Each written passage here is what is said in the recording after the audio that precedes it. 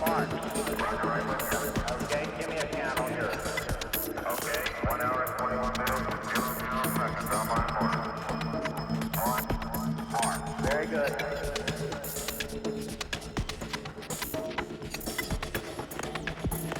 Okay, I'm about to transmit the TRC.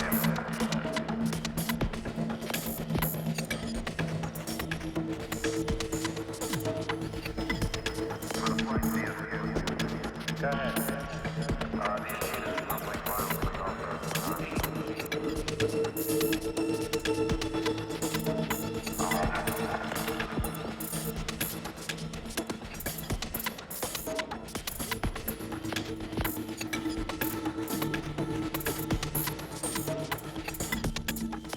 we do have the spacecraft under control at the present time. We're slowly drifting toward. We have slight amount of control. We have 1,550 pounds showing on RDSD and 2,400 on A.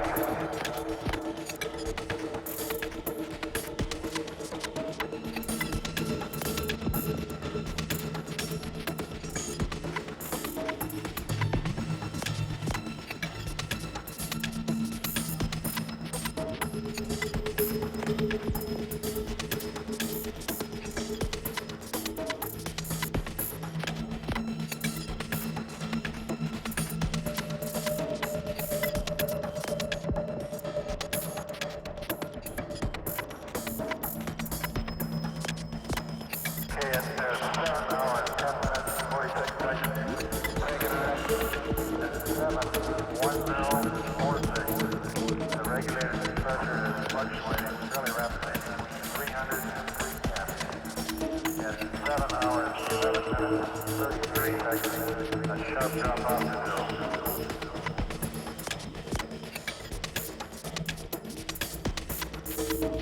Now this is our GMC,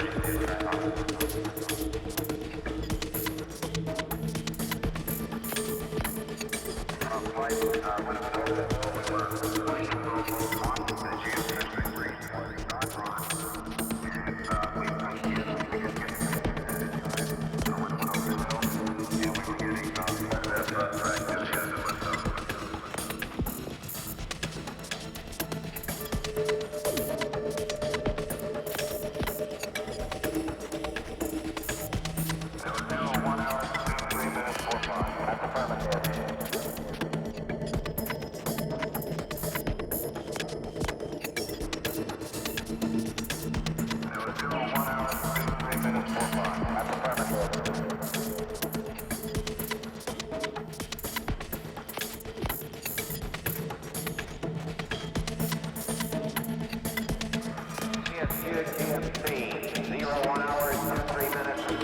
seconds on my mark.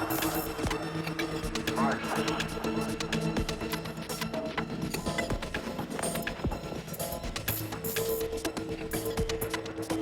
0843 on my mark. 5, 4, 3, 2, 1, mark. 0843.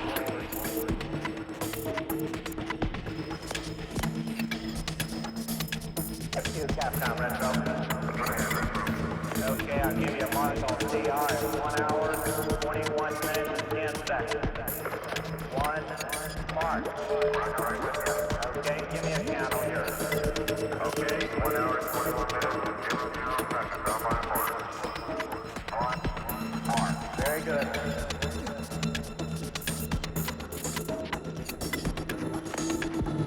Okay, I'm about to transmit the TRC.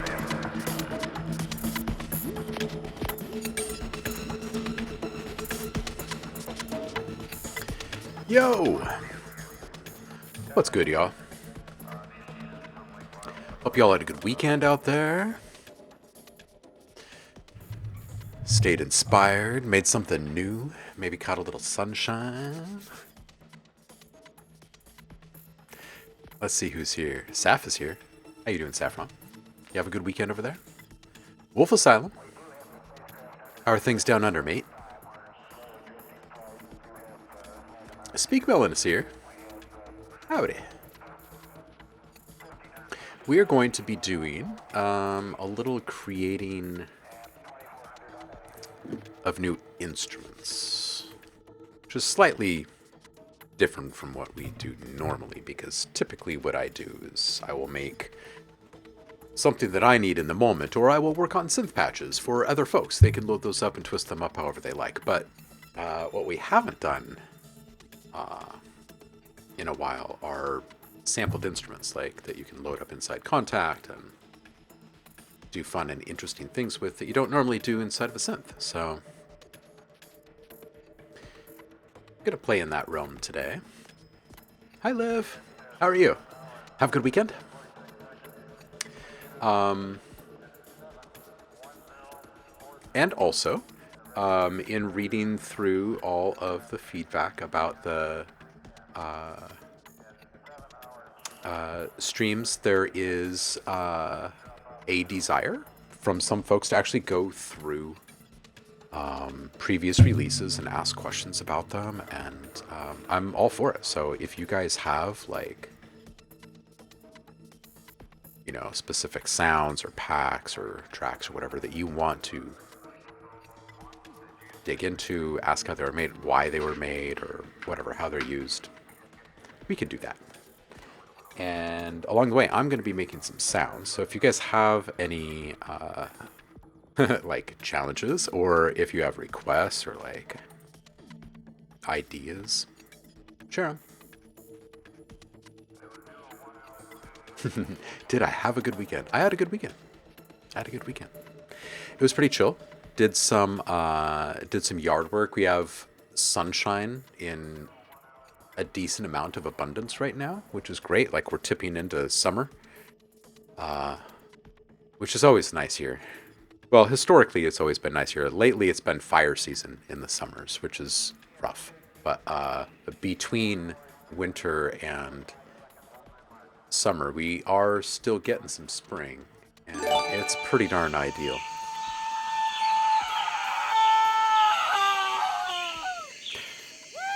Gotta respect Excel. Thank you so much, Liv. Speak Melon, go grab your free sounds.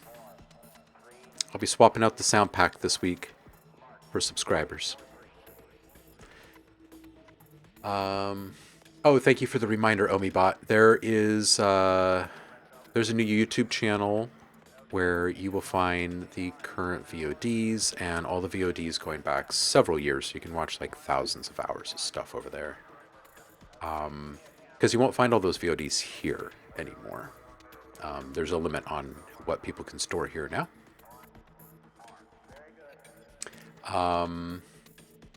So yeah, Speak Melon, go grab your free sounds. There'll be new sounds put up soon.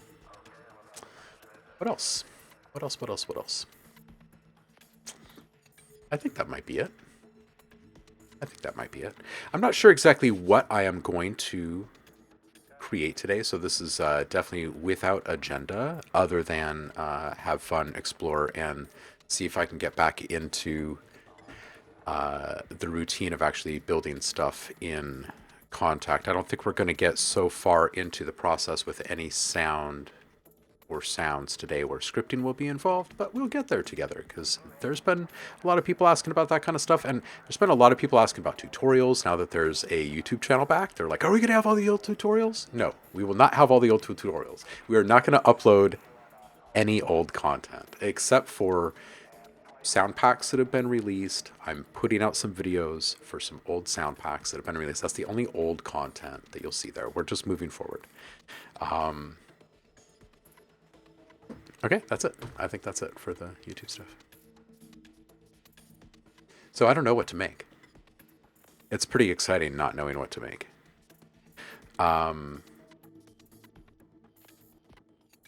So I think I might just open up a tool that I haven't touched in a while, maybe even at random, and start there. That's a good way to get inspiration flowing for me. So.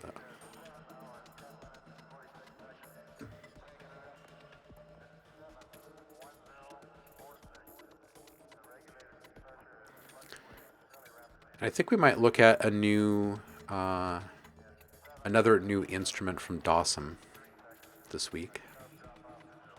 I don't think we'll do it today. I think I'll just spend all of my time with whatever it is we load up. But we're going to probably pull up a new instrument from Dawson this week. That should be fun. Ooh. What about AAC? I haven't played with Chromophone in a long time.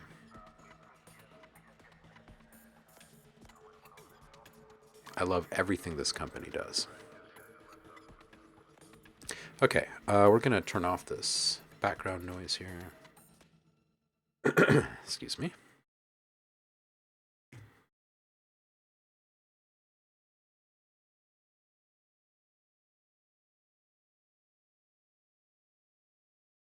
Just turn all of these things off. And get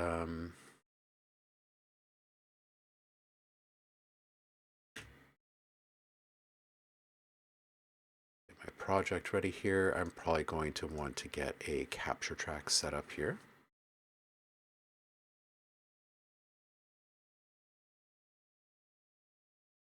Just so I don't lose anything too important. And what else do I need to do here? Oh, I need to set up my routing really quick. Okie doke.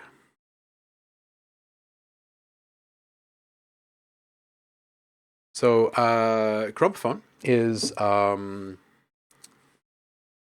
physical modeling synthesis from Applied Acoustic Systems. They're great. They're fantastic. Everything they make is gold. Wow, that's very loud. Why is that very loud? Oh, that's why. That's better. Sorry about the loudness. Speak Melon, we are in AMA, dude. If you've got questions, feel free to ask. You're not interrupting. Truly and seriously.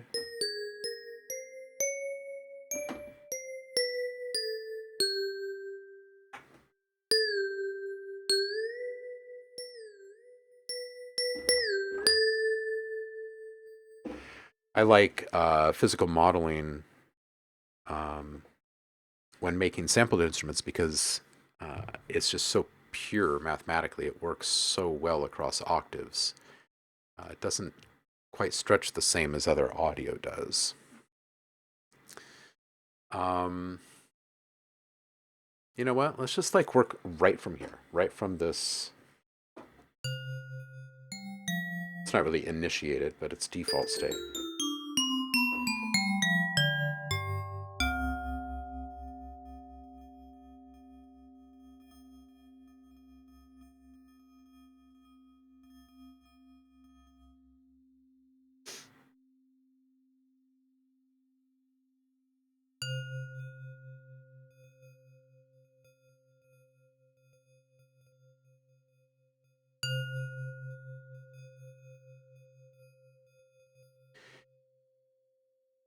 Reminding myself where everything lives in here. We've got modes, synth, and effects available for each of the two main.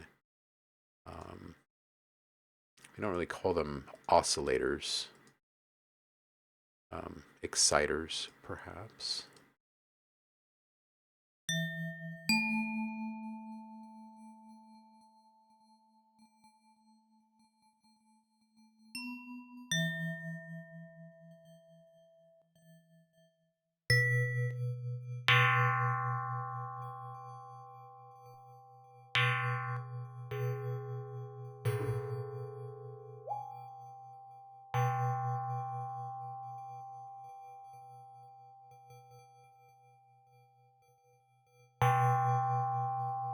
You can actually layer in individual partials over here.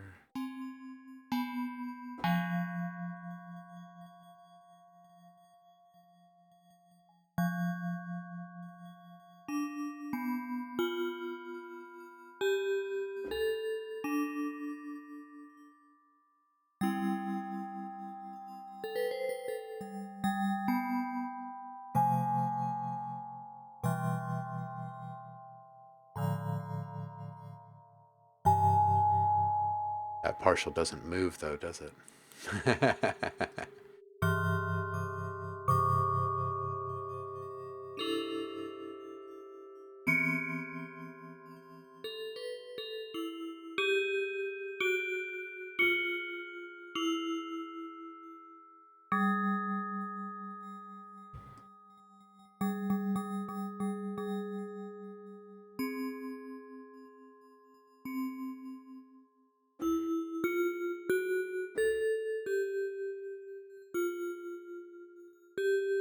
This is pretty nice right here.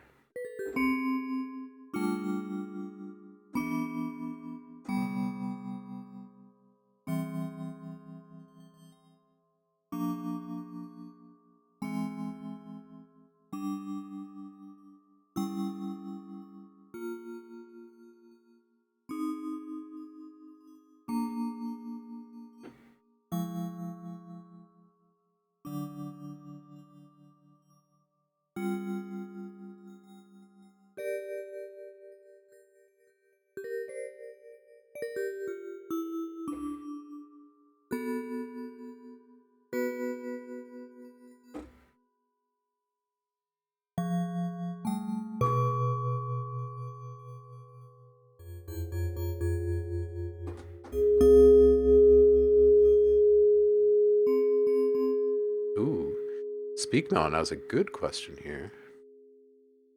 Take off this decay here.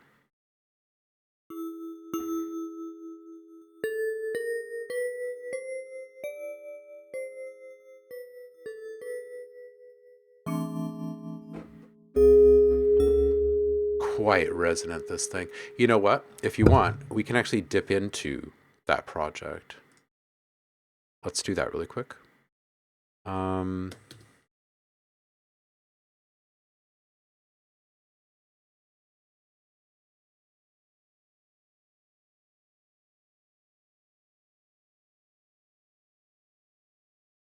We'll leave this one in the background open. Okay, so Time Suspended was created if you guys were here a few weeks back when we first loaded up Novum. I was just talking about the potentially opening up an instrument from Dawson. Novum is a tool from this company, Dawson, that's making incredible stuff. We'll get him on the show. Peter, the main guy behind everything over there. We'll get him over here. But I made a few things. I don't know that this came together on the stream. I think it came together off stream. But the sound that I made in Novum off stream was kind of inspired by one that I made on stream. If I remember correctly, there were like 3 tracks that I did all like within like an hour or something like that, because Novum inspired me. So this is one of them. And we're just going to take this watermark out here. And the gamelan here was something that just didn't even work. So let's just start. It was probably mostly working in the order that it's laid out here. This was a really quick thing that came together. It starts with a pad. I guess we can listen to the whole thing first and then dissect it. So here it is from the top.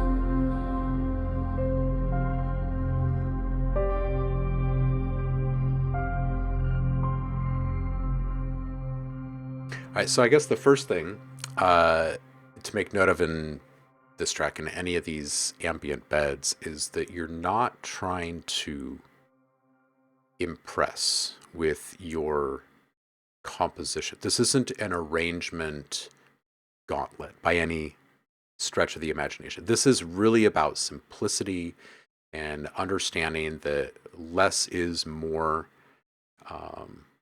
most of the time in sync work and anything relating to the screen, right? Mostly because you want your stuff to sit under whatever the focus is. Your stuff is never ever the focus, right? You might get a rare sync deal where your track is going to be used, in the intro or outro credits of something like that, and it goes largely untouched and for a good chunk of time. But for the large majority of placements, it's like little snippets of sound and stuff. So if you really want like all of your stuff to be featured, um, move into a supportive mindset where dialogue can clearly be heard above it without it having to be edited in any way, right? Because that allows for greater continuity in the scene too, right? So someone that's producing content of any kind would love to have whatever the audio, the music is, right, to really sync with their project, number one, right? Number two, natively like run the duration of the project would also be great, right? To maintain that continuity from A to Z. Um, and then also to not have to really augment it in any way, right? Add filters or loop anything to avoid something. Um, so these tracks are usually pretty minimal. And in fact, like you can see, like this idea came together. I didn't even bounce anything. I didn't put anything into audio here. This is all just still in MIDI. So I must have just liked the idea and bounced it. And then I put a watermark on it and sold it. So, okay, so first is the pad.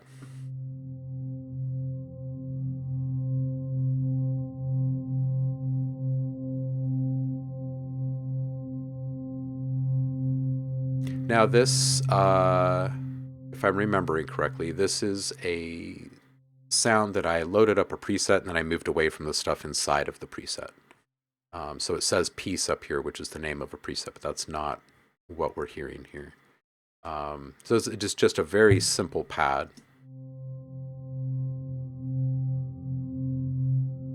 And this is just really simple drone pad. And I've put soothe on here and an EQ to take out the highs and any harmonics that might attract attention to it. So first I'll take off, I guess, soothe here. And then this EQ. So rule number one, aside from maybe one of the kind of limelight elements in your mix, everything's going to be affected in some way in these mixes, right? You're going to carve out a good amount of frequencies to allow for other things to happen, right? Just like you would carve stuff out in a project where it's just for you and just for the sounds in your project. You just got to remember that you're producing something that someone else will be using, which is a pretty important thing. So,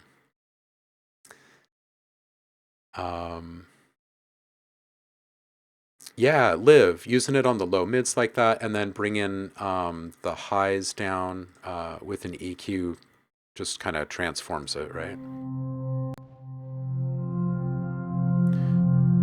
So it's a lovely, bright thing, really. But we're just going to make it feel like intentionally withheld, right? Okay, next thing is a texture layer. And this is to fill the space. I know this feels a little bit odd, but we're going to fill the space that we now just emptied out up here. But what we're going to do is we're going to fill it with something that isn't going to interrupt or distract from dialogue. And we're going to put it in at just a really, really, really low level. So this is just texture. It's going to be something that runs against, excuse me, what you would normally hear at the top of a sound like this, which we just heard, right? We just heard that the top of this pad actually sounds like this.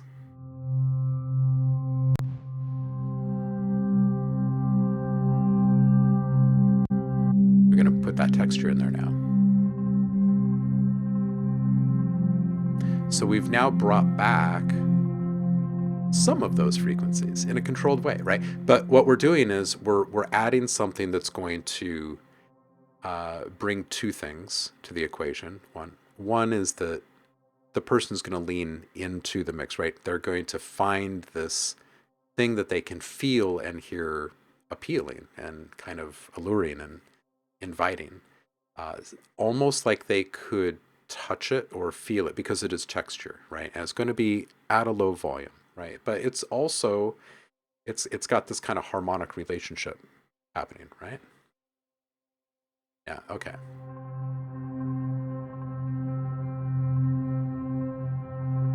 We're going to come back to the piano here in just a second. The next thing is we got to add a little bass, but you don't want the bass to come in.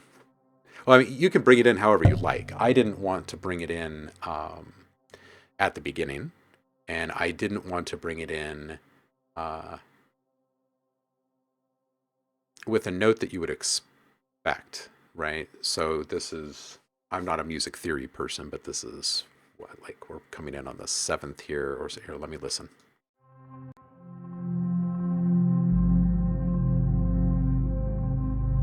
Fifth.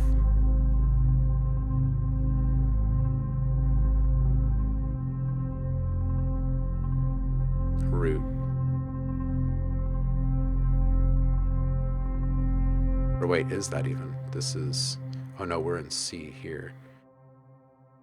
Okay, so we're kind of, I think we're kind of borrowing here at this first note when we first arrive here. But here's my big secret. I don't approach anything with a specific goal in mind theory-wise, and I don't really know where something is actually going to end when I start. I'm very much a blank canvas guy. What I do know is what kind of journey I want to encounter emotionally from wherever I'm about to begin with my blank slate and where it will end. Where it will end sometimes is just a timestamp for me. Sometimes I don't have an actual visual in front of me. I'm just tasked with like, hey, I need a mood, right? Okay, well, we're going to get a mood, right? The more backstory I have, the better I can get at nailing, like matching it to the moment. But anyway, this is about feels. This is about nothing else. This is not about like lining up mathematically or melodically or anything. This is really just about like, how does this stir me as a listener when these different notes come in? So if it comes in a really vanilla way, I'm not really moved by it. It's still supporting the piece. And there's, more often than not, there's a reason to make a decision like that and just keep it really straightforward. But this is really about emotion, this bit right here, right? And then modulating between two notes is just keeping motion happening here for me, right? And motion is emotion in this equation, so.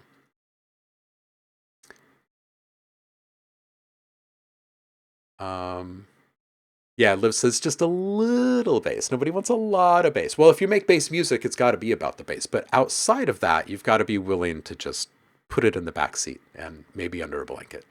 All right, so Liv is going to break this down intelligently for us. She says, that's a minor sixth interval. Actually, you're in C, but using the bottom half of an Aeolian scale, one of my favorite types of scales, honestly. So C, D, E, F, G, G sharp, B flat, and C. Yeah. Okay. So here we are. We add the bass, but we do it in a way that isn't typical, I guess, right? So when it does arrive, we actually feel it. We don't just hear it.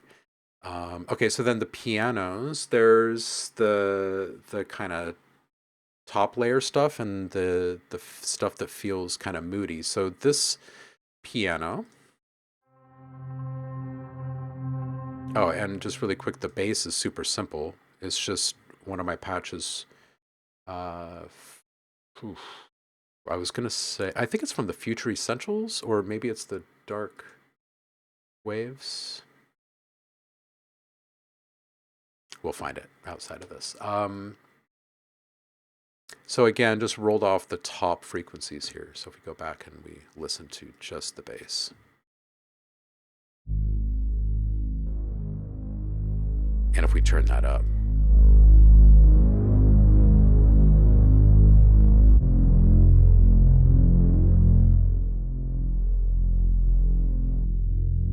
it's kind of brooding, right? But if you take off the top, it's kind of moody and stirring. So it's got some issues.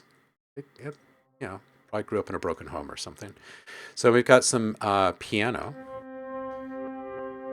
We're actually going to use the same piano twice, right? But this first guy here,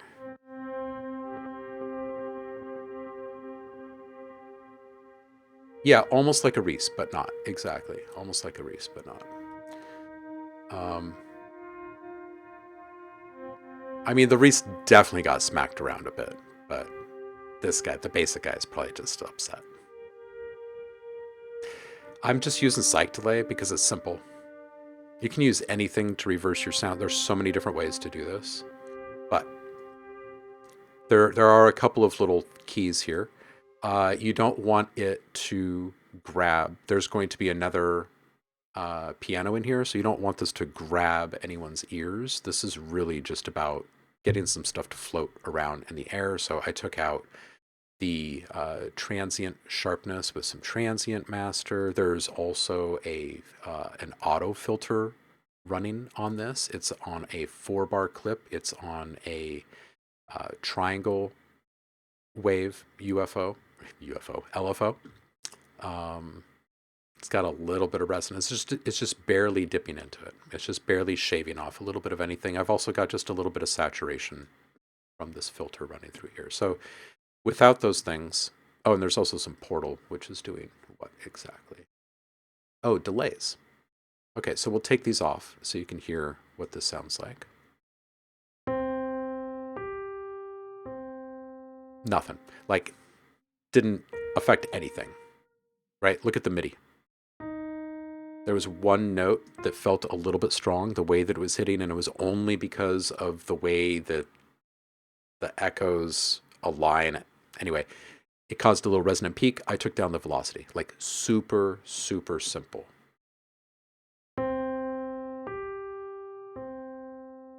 Does not have to feel like anything, really. You would be shocked to know what is actually inside of the mixes of really great sounding stuff. It's amazing. Okay, so we're going to take off the transient there.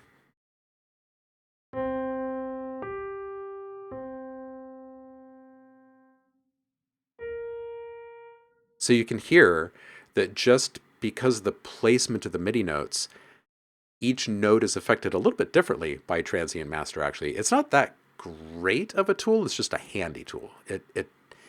It's not very intelligent, right? But it does shave off stuff in pretty interesting ways. So then I'm just going to go to the auto filter before we go to the reversal.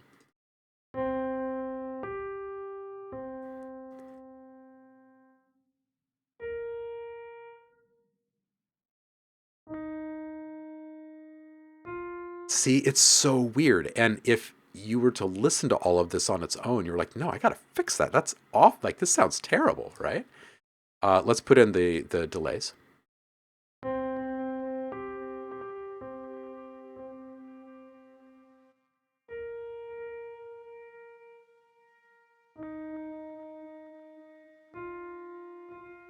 Weirdness, right?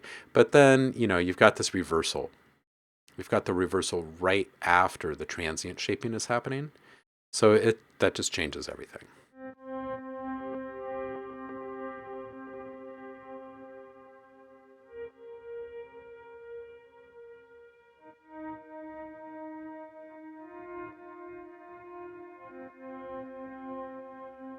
So instead of this weirdness in the way that the note is being delivered, it actually adds just this tiny little interesting wiggle at the end of these reversals, but it's all creamed out. So it just feels like there's just some almost kind of an acoustic or analog kind of anomaly, right? That's occurring. So yeah, piano can be really awful that way. You're right, Liv. Okay, and then that leaves room for just the straight ahead notes here from basically the same piano.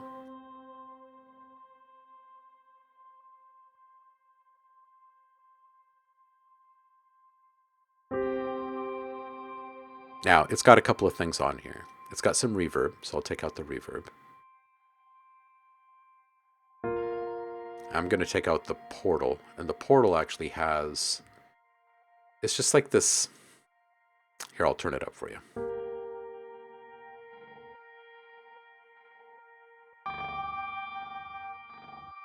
But we're going to bring that way back.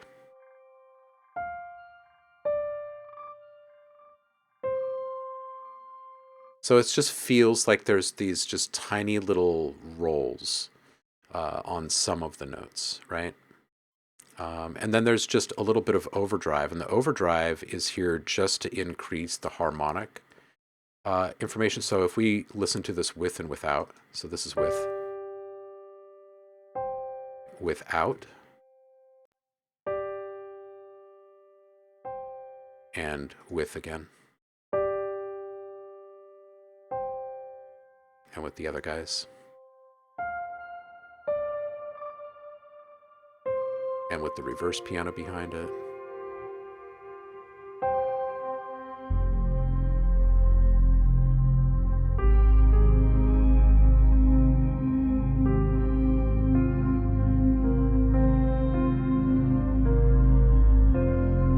And then we need something to play off of the top of this whole thing, and vocals are really what stir the soul. So this one is actually just a few notes. You could use anything.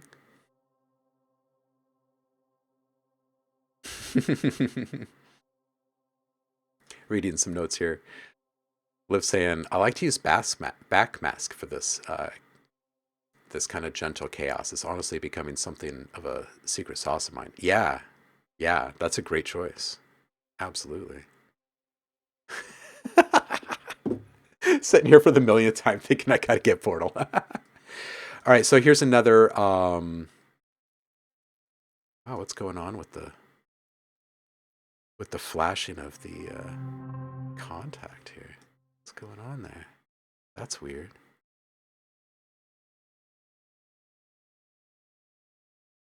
Will it continue to do it? No, that was weird. Anyway, you can pull vocals out of anything. I only needed a few notes, so I reached for exhale.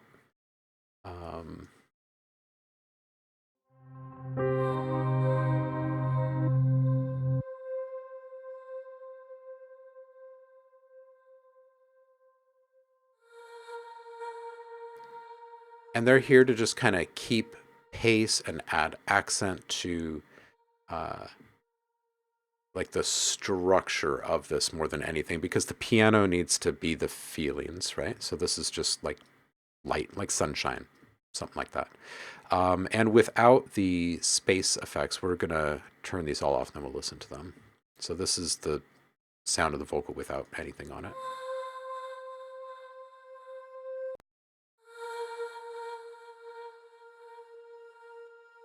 So pretty close to what we end up with. We add a little bit of Portal here.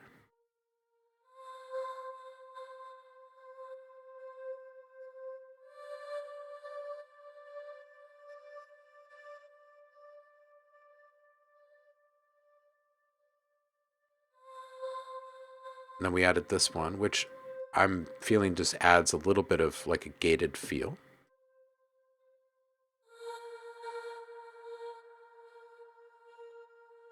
It's the delay, actually.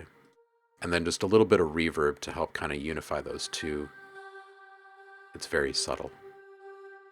But then when you add everything else back into it, it starts to feel a little bit more complete.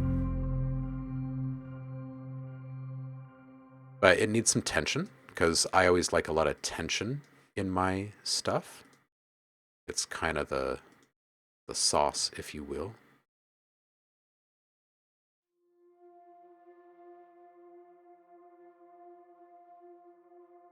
Oh, this is actually just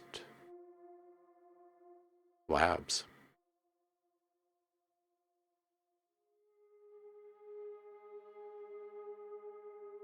Very simple. But it's running through Portal, ROM, and an EQ. So without those things on it, it sounds like this.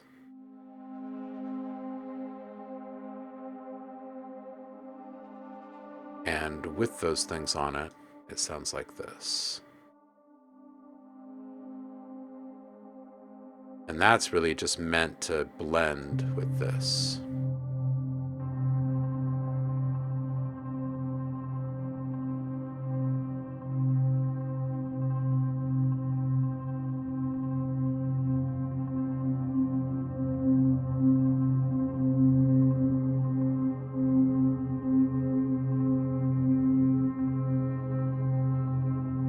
So it should kind of feel like an undercurrent, right? Something else that can add just a little bit of the feeling of evolution, kind of, or like this build for a crescendo. And then we've got this little blips down here.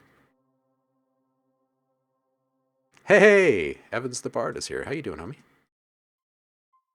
And then there's these super subtle little blips, and if we turn those up, they're just kind of annoying and resonant. It's just something coming out of Novum. And I've got a little portal and reverb on there just to give it a little bit of space, but on its own, it's annoying. But then when you listen to all of it,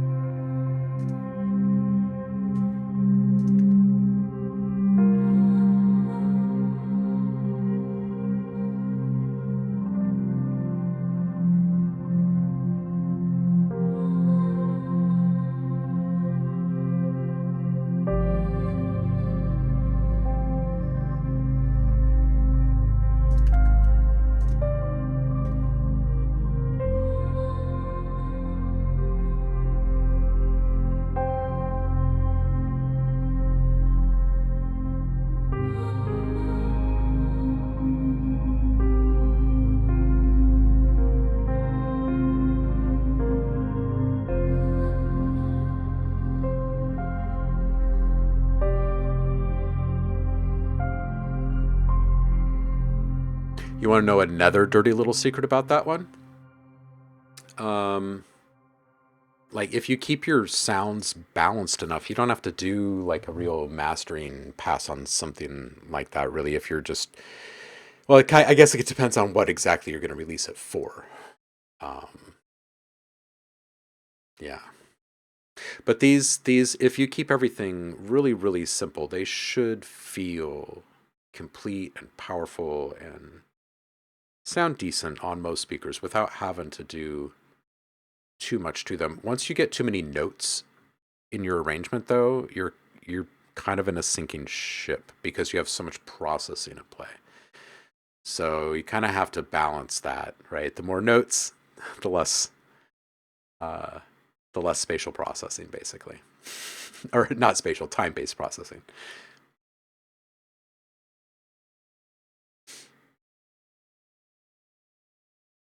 Yeah, Liv says, well, you're not wrong, though. Some types of music, particularly more ambient stuff, doesn't really need much mastering. Best case scenario. Yeah, yeah, yeah, yeah. All right, so who was asking? Speak Melon was asking about this one. So I hope that one kind of demystifies the process for you. These cinematic ambient beds. I like them. I like them because they could be little sprints. You can make them just as quickly as you probably could, like a little jingle or something like that. As long as you're actually chasing its brilliant. Like if you touch something and it inspires you and you're like, ooh, like if you just start right then, it could be just a couple minutes later, just a few minutes later that you can have an idea out. It doesn't have to be a complete song. It just has to stir the soul. So, yeah. Tasty. Bite-sized tasty nuggets. All right, so I'm going to close out of this. And again, I have no idea what we're going to make over here.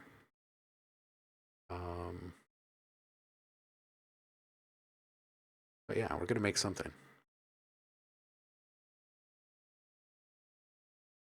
When Logic is done closing down that last one completely and opening this one.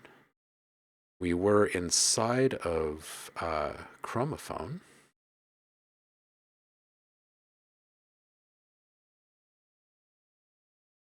There we go.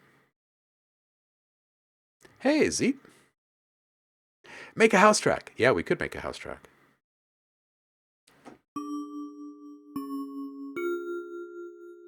We could make a house track with this.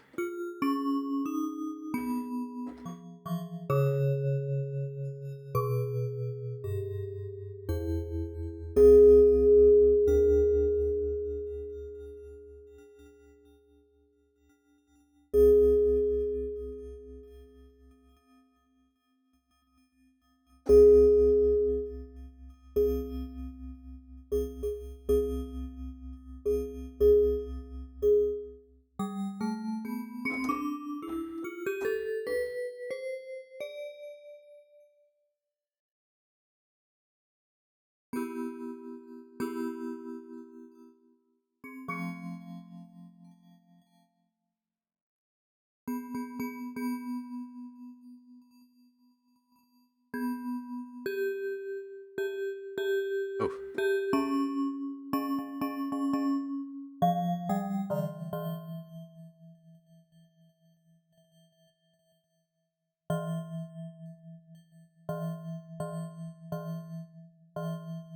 Coupled key.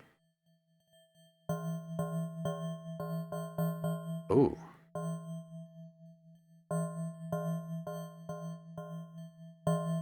Interesting.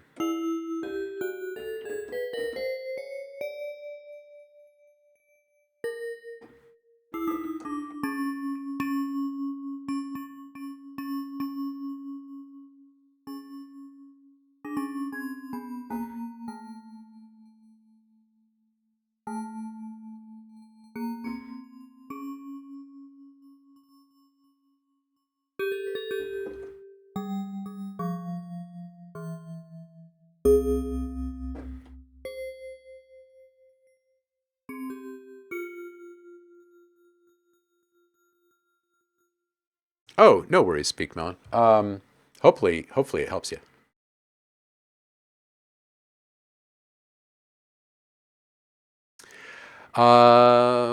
Zeep is asking, how much have you gotten into Serum 2? Honestly, I haven't touched it since our stream, since we looked at it, since it came out. I just haven't had a need, and I've been so in need of getting stuff done. Like, I've just been so focused on my projects that I have not played it. But yeah, we can do that. Yeah, Liv. Pretty sure Fortet established that you can make a house track out of absolutely anything. Yes, I'm a huge Fortet fan, by the way. Love what they do. I think they're better than kind of good. I think their ability to recognize loops or possible loops, looping points, is just super brilliant. Just super great. Super great. Also a good problem solver in the moment. Oh, nice. Nice. Evans the Bard has got clear audio. Very good.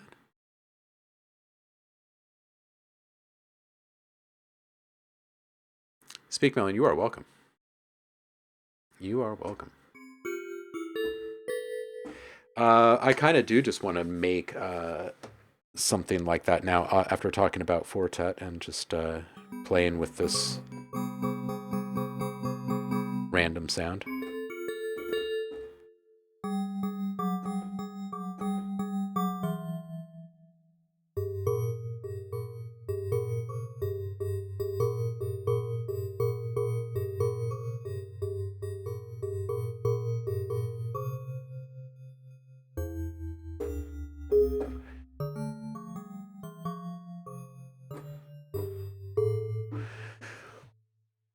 It's been a while. It's been a while since we just made random music. Like electronic music on the stream, huh?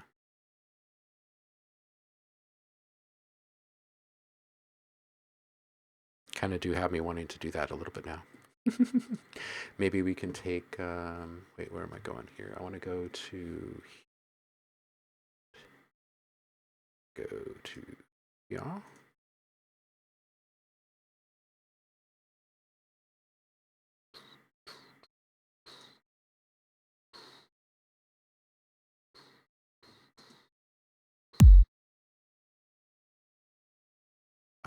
Can we have, let's see here.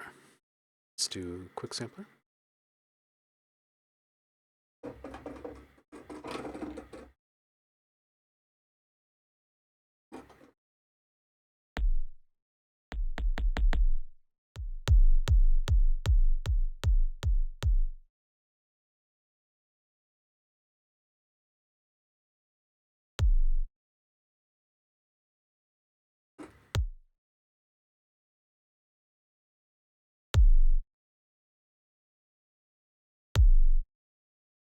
All right, I'm not even using the right tools here.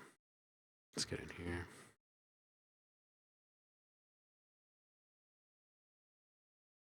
House though, huh?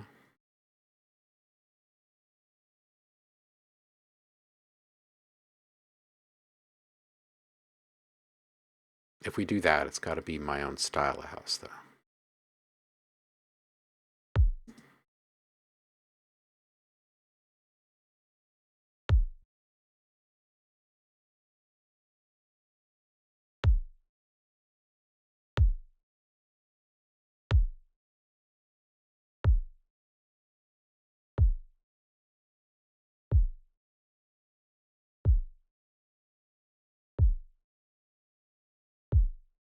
That is a thick kick, isn't it?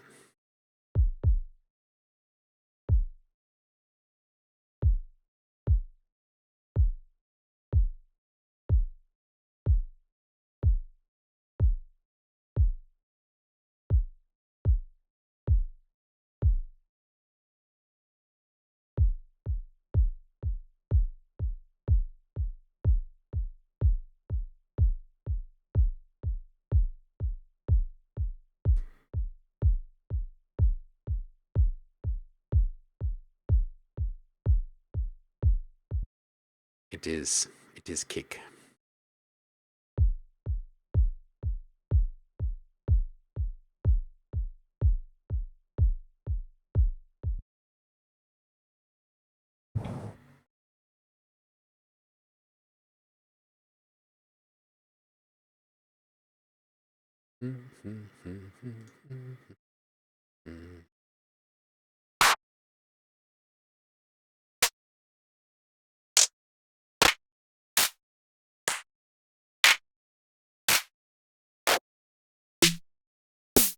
Nah, let's go grab some of my stuff. Let's go here and packs. Actually, let's go Sound Freaks and let's go some 404 in here.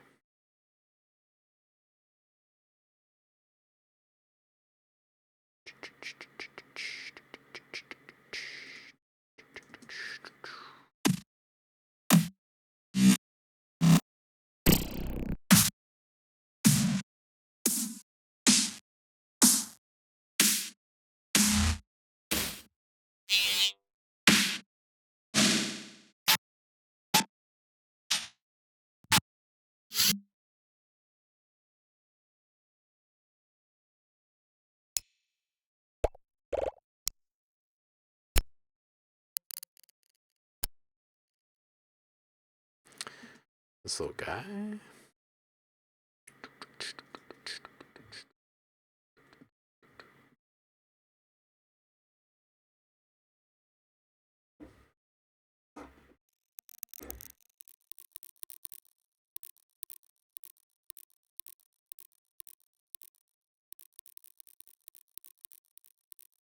Alright, that guy's pretty up there.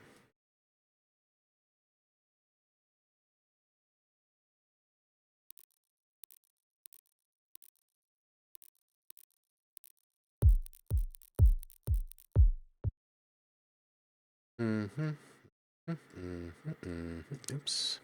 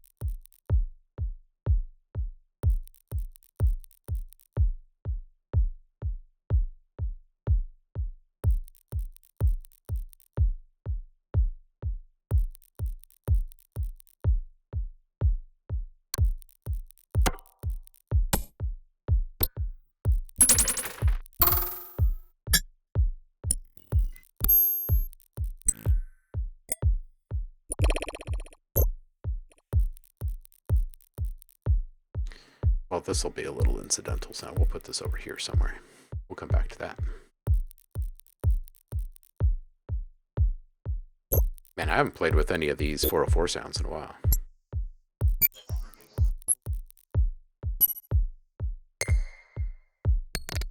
They're super fun. I want to put a little texture in the background. I'm trying to figure out what kind of sound I want in this thing.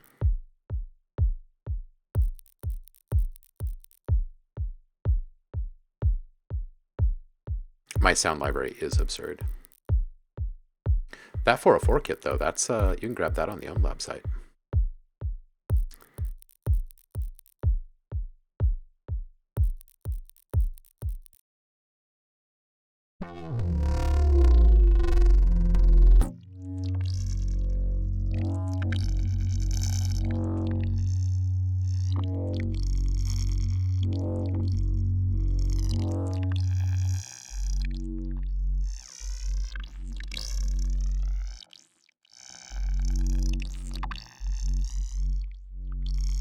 I don't even know what key we're going to be in yet, so let's just take this out here.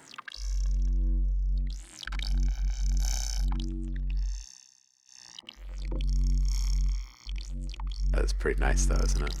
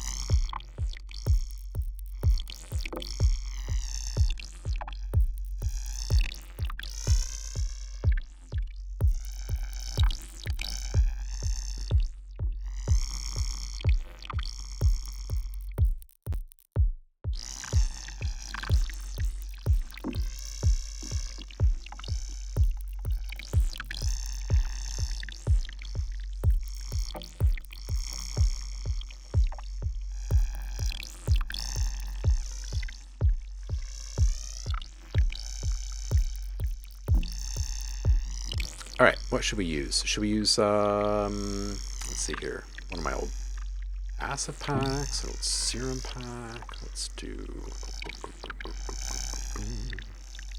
maybe a little massive, a little base.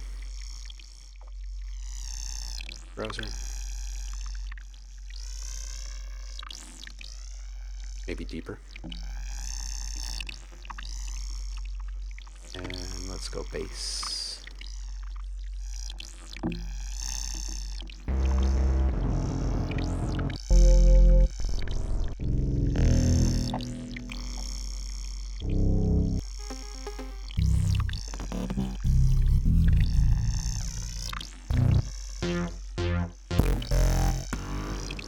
I think we're gonna make something. I don't really feel like searching right now. Maybe we'll play with serum. Maybe we should play with serum. let's save this. Let's save this project as something. Streams. What is today? Wow. Hey, happy Cinco de Mayo, y'all.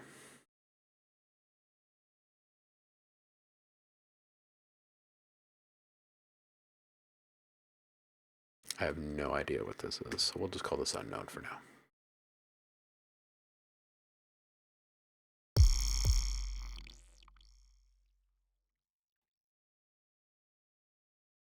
Yeah, let's get out of here. And let's go into Serum 2.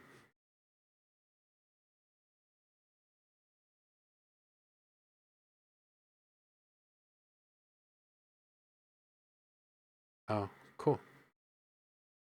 Nice. Update available. I'm sure we'll probably be seeing lots of those, right? Ooh, I can actually load anything from V1 in here too.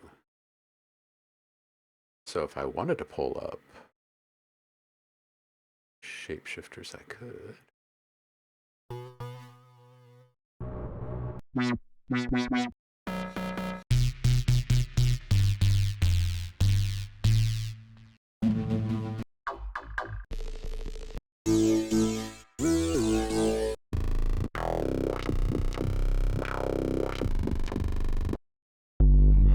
Oh, this is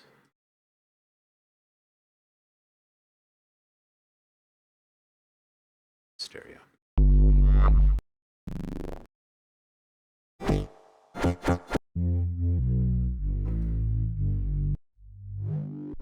Let's make something from scratch. Initialize. And let's give this thing, maybe we'll do a...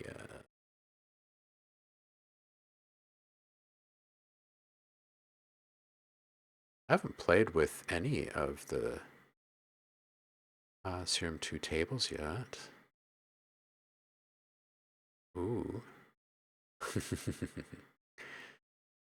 Juno 106, huh?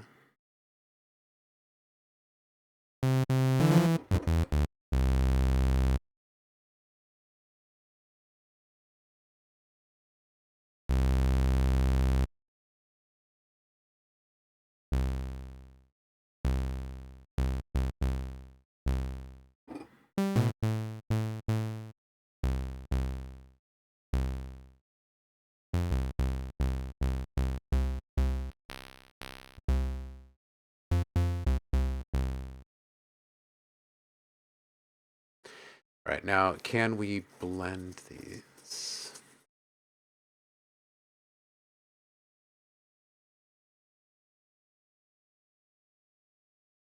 Oh, that's right. We have all these new things we can play with in here. That's so nice.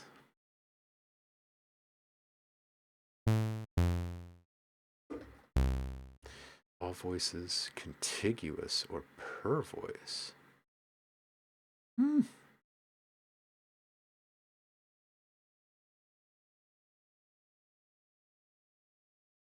Wait, what does that mean? Table position. Oh, I see. All right, so can we morph evenly between these guys?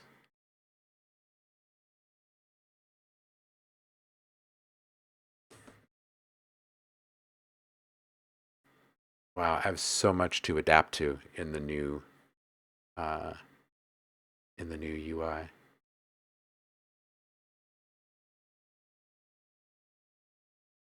Hmm.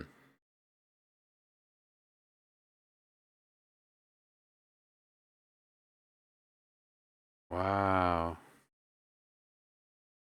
Ooh. What does this do here?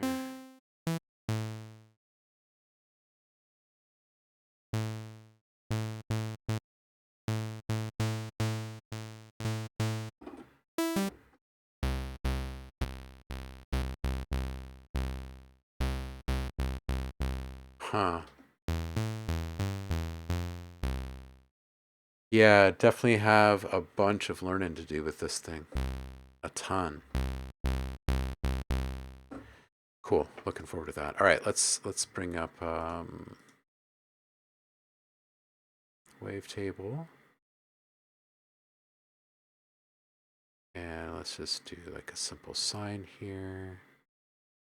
And let's get our octave down a bit. This is probably really small for you guys, huh? Maybe that's a little better. Gosh, that's big. Bring this down a bit. Warp, here we go. To ooh. Man, FM is so much better in this one, in this version. Doesn't even sound anywhere near the same.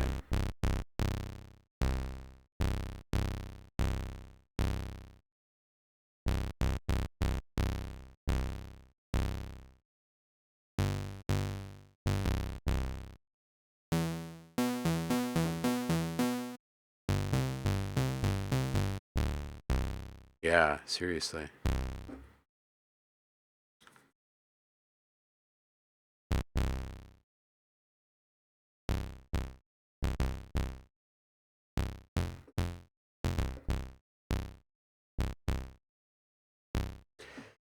Filter. Let's do a little LFO on this guy.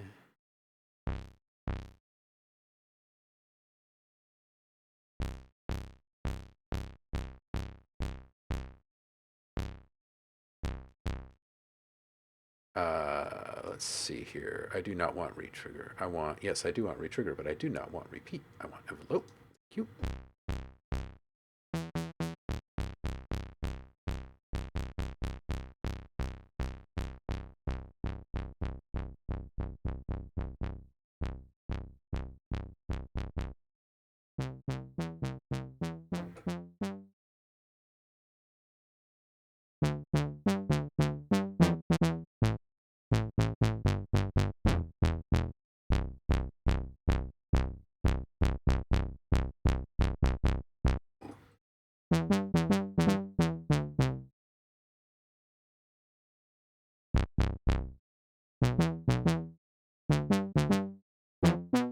Oh, nice. See? Yeah, I had no idea. Um, yeah, I'm so looking forward to hearing what people come up with. I have not explored any of the presets in here or anything. I haven't touched this since we did uh, our first stream with it.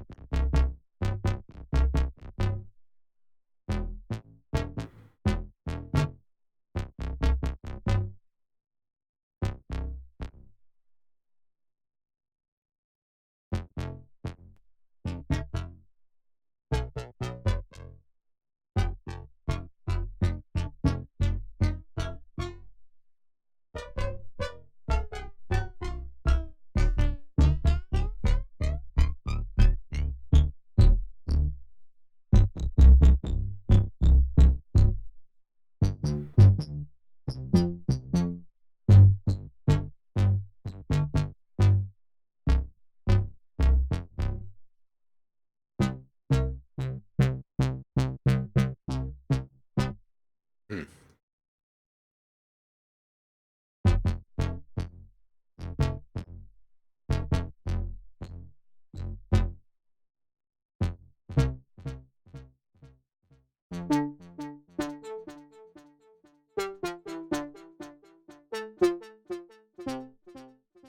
Hmm.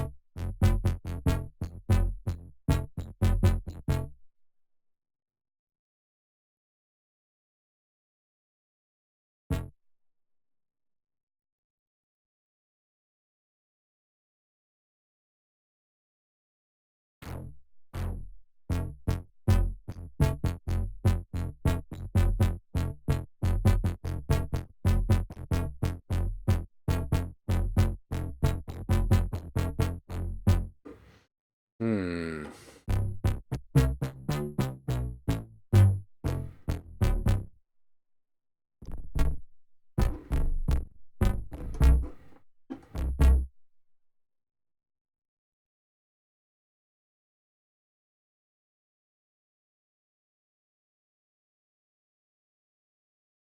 Hmm.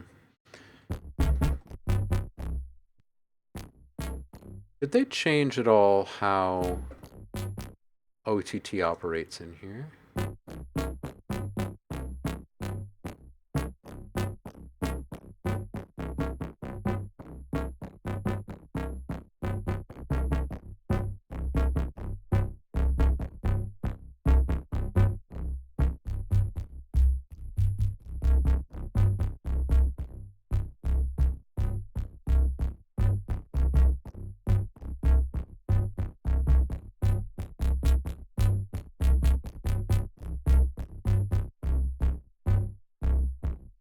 And can I modulate each band individually now?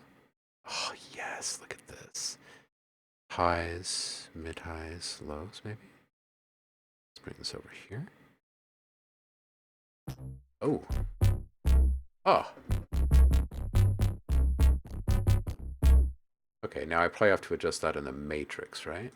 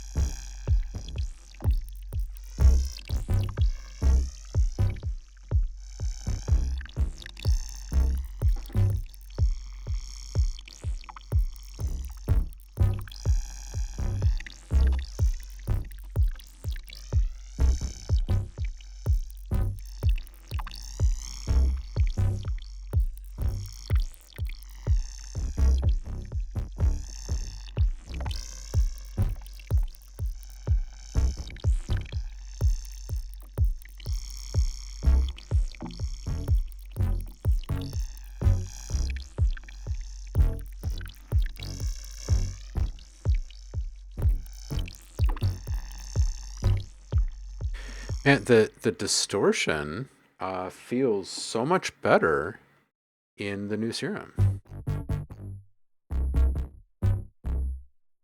Like there's so many different things about the sound quality that are noticeably different.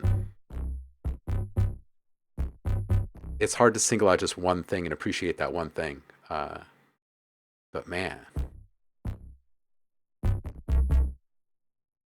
yeah, it's so much easier to quickly isolate the types of characteristics that you want. It was a little difficult uh, in Serum version 1. I found myself quite frustrated by the effects rack quite a bit of the time, honestly. All right, let's try out some of this mid-band or mid-side stuff.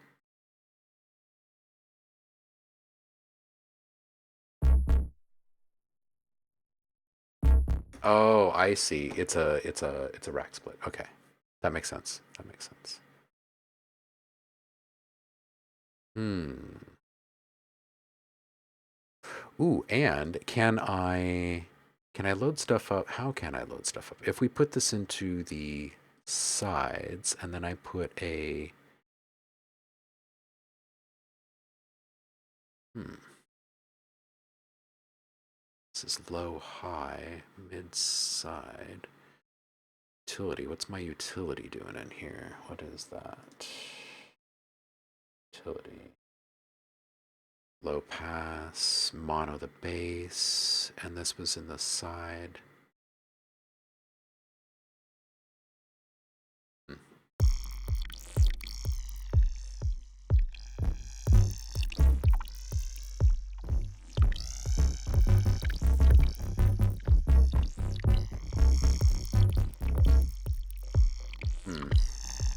Be interesting to play around with modulation of things in more complex racks in this tool. Oh, this is going to be fun to dig into. Okay, I'm going to turn these off. Turn these on for a moment.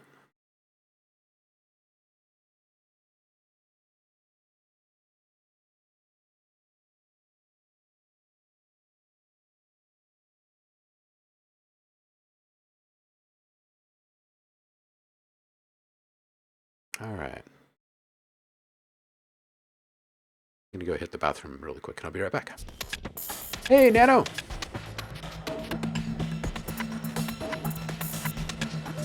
I'm not sure, but we'll find out when I get back.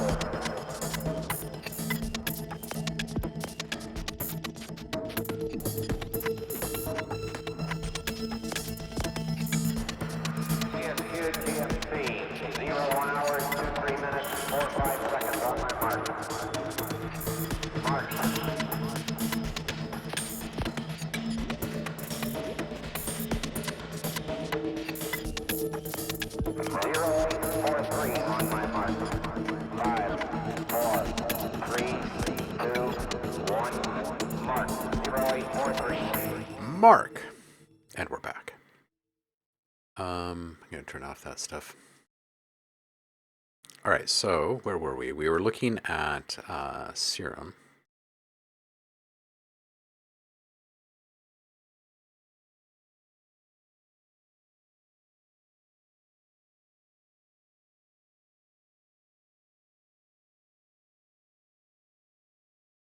Okay.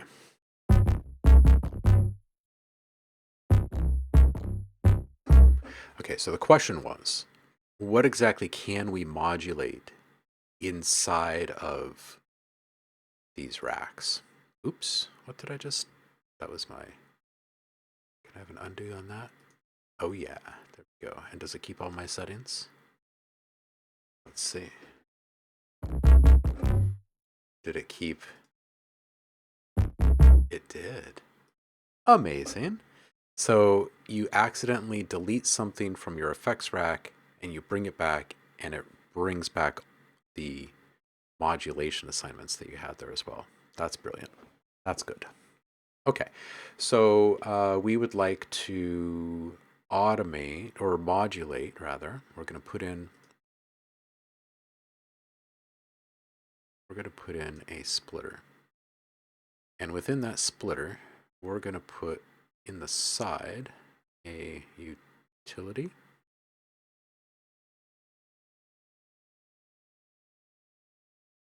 And in that utility,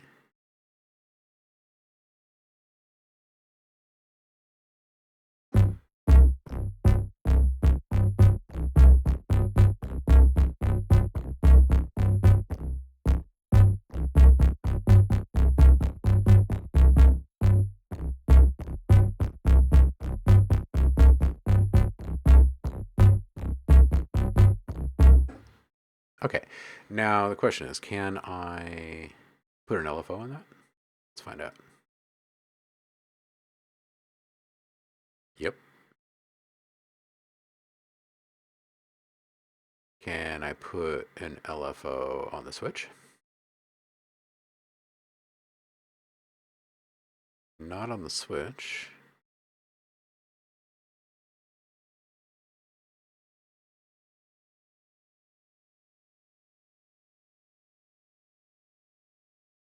Hmm.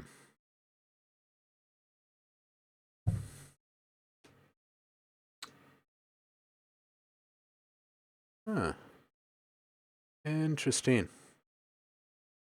I like that you can create rack presets as well as individual component resets and presets and share those.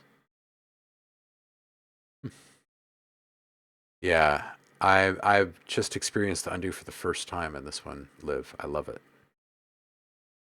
I love it. I wish all tools had undo.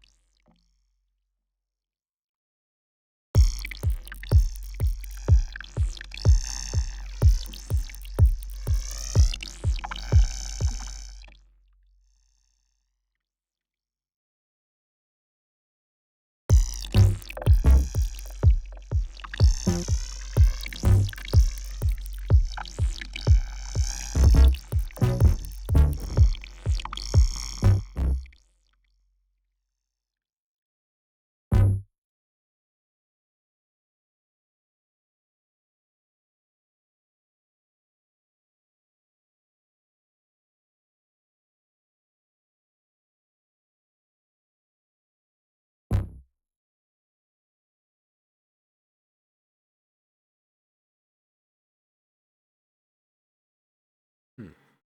So we can move around the order of things. We cannot move the split. So split is a sum, and the EQ. Okay, so individual modules can be put anywhere. So you can build around a splitter, but you can't move it. I can put an EQ after the splitter.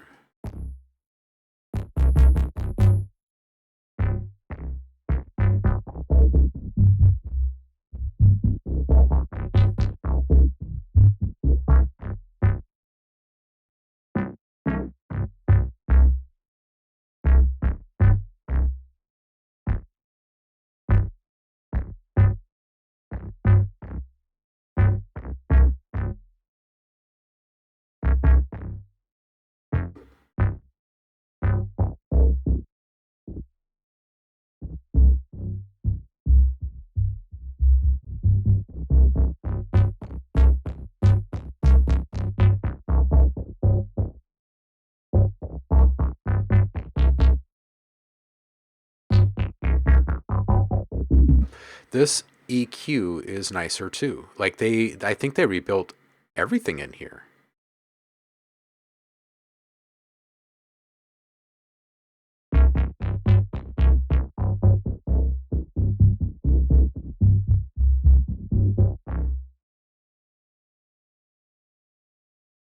Hmm.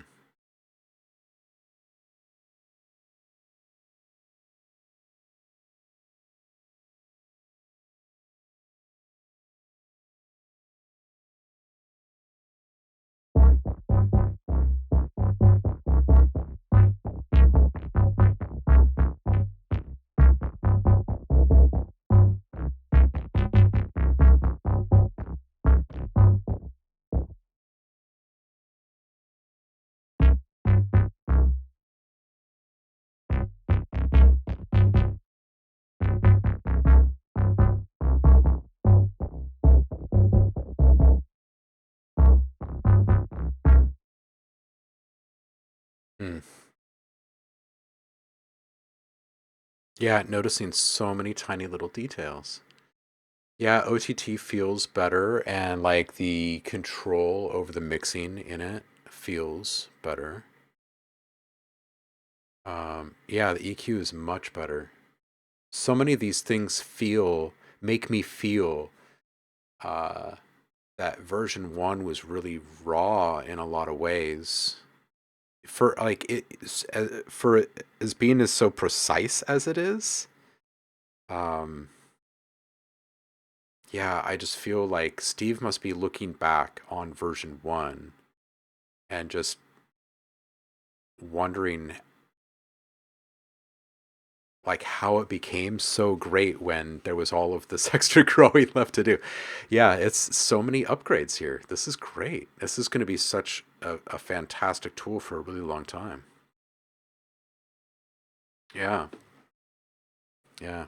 I remember having the same feelings when we were looking at it originally, like a month ago or whatever, when it dropped. It's a bit of a shock. Like I feel a little bit in shock in regards to like just how much of a difference there is in some of these things. Man, okay. I'm really excited to play with the multi-sampling more than anything, I think.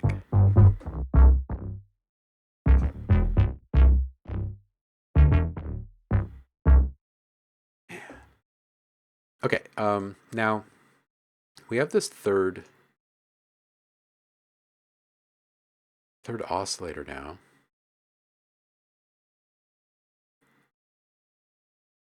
Hmm.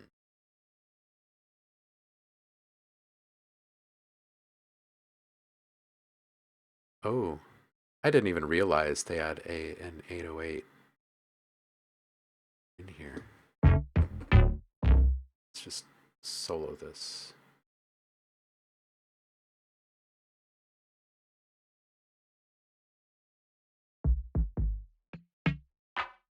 Wow,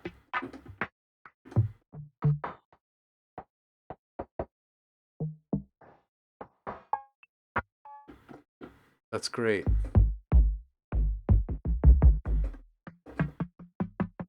I like that you can actually see. I mean, it's hard to see it, but there is detail about the mapping of the samples, like which velocity was just triggered. That's cool. I like that.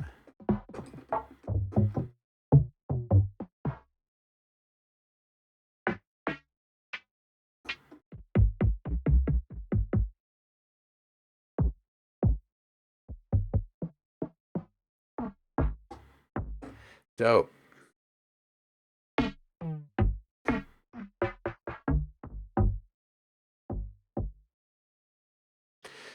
That's cool.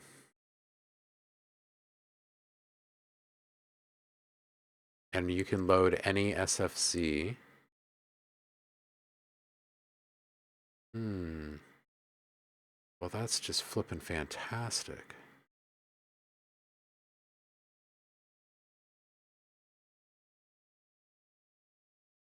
Yeah, I didn't play with any of these when we looked at it before, like trombones.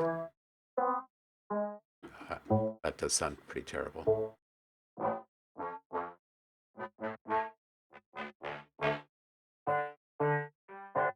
But to have these voices in here for synthesis is incredible.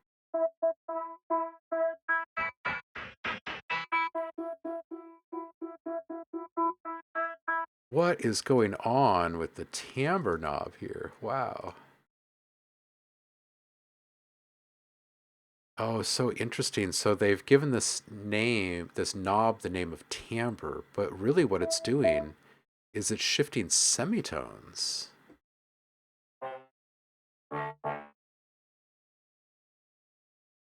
Oh, nice, Liv.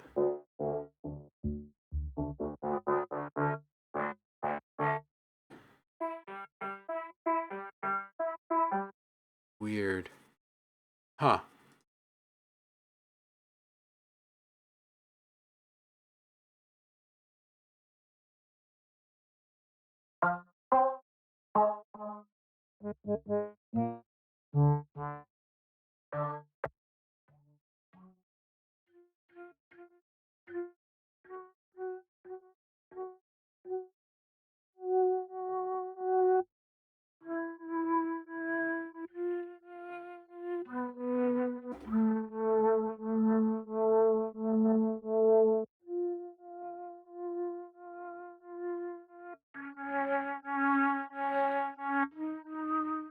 Can we bypass the whole rack somehow? Is there no way to do that? There's no way to just toggle off effects? Hmm.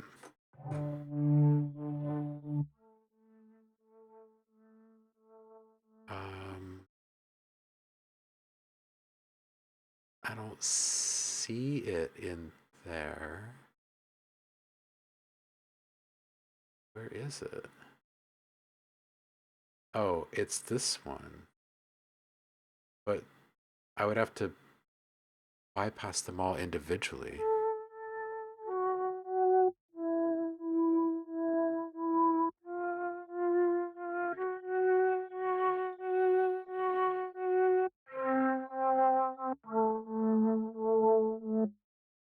Hmm.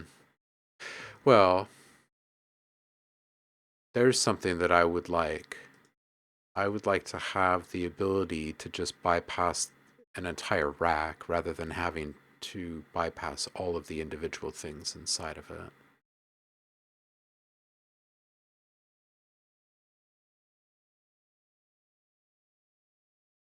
Hmm. Oh, it's nice that you can hide the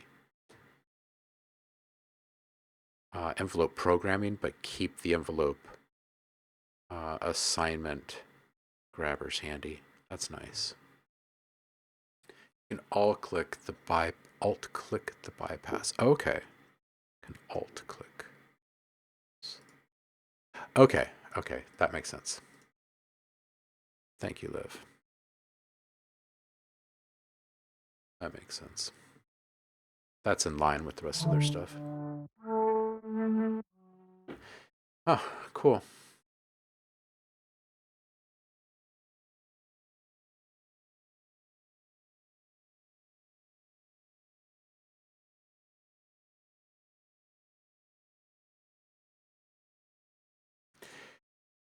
Do they have a record feature? I know they have a record for the clip, but do they have, or for the piano roll, but do they have like a record audio feature? Record MIDI. I'm just looking to see if they have like a audio. They don't have an audio in.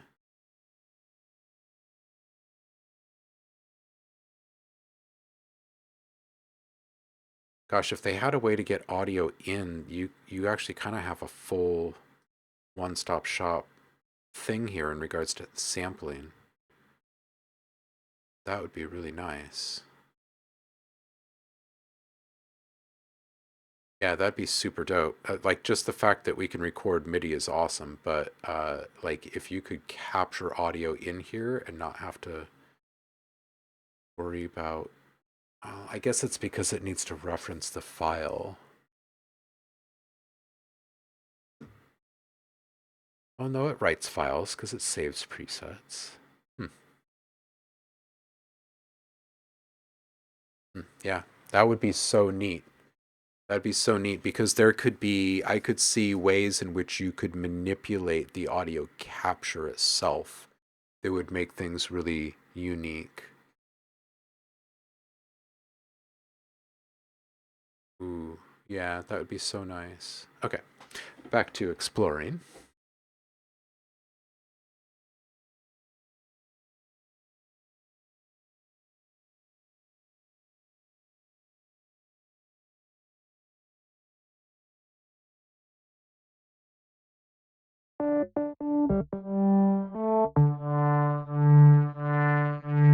Listen to that sawtooth going through this effects rack here.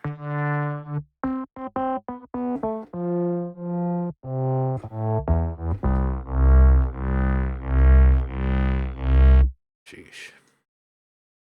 Now, how do we get our view back? Do we have to... Okay, I see. All these things make sense.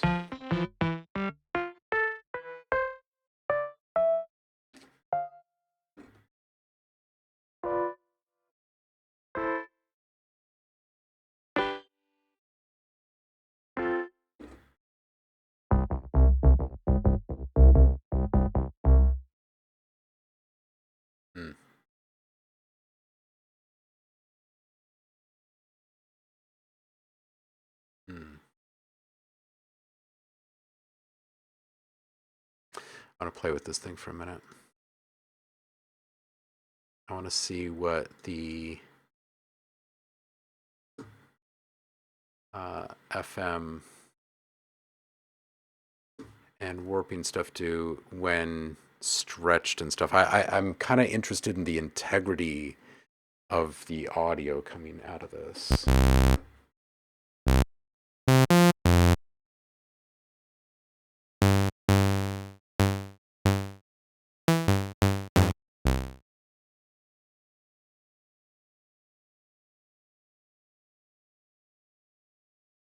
Ooh, that's right, they have a whole bunch of factory stuff. I don't want to do that though. I'm just going to load.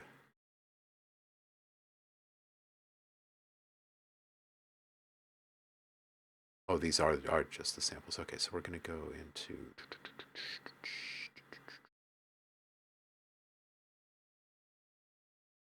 synth of some kind, perhaps.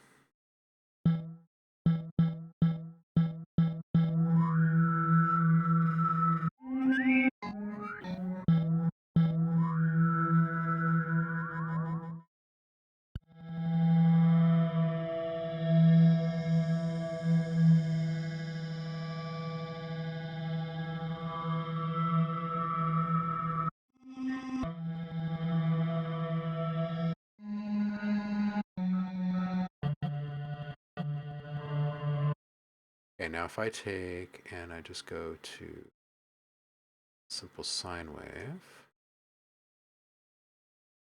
let's start with an octave drop here. Oh, I can warp, okay.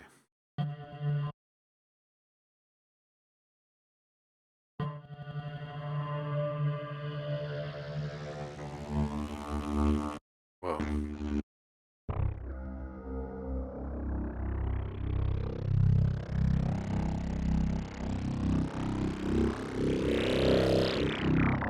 Now I can simultaneously, though, I could warp in the opposite direction, right? I could go up an octave, and I can warp into the same waveform.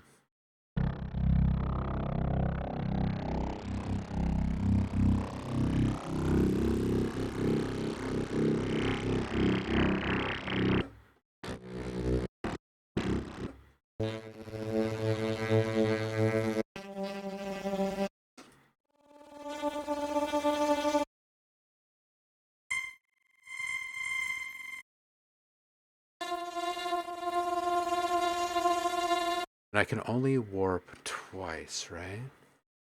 Now I could warp into one of these guys though. Like can I warp back in from one so I can amplitude modulate from A, get an interference patch built.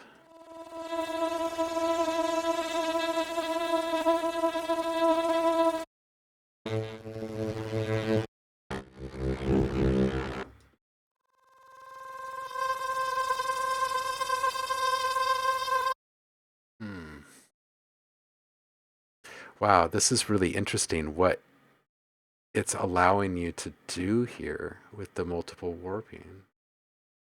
Wow. Huh.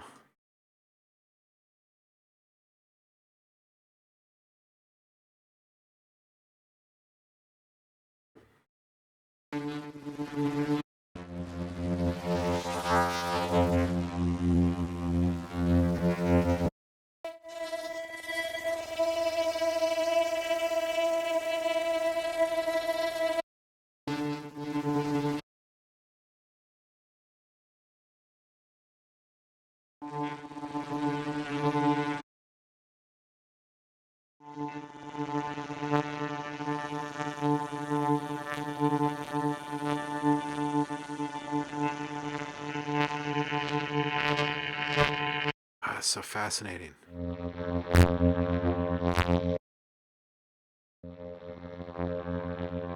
Wow.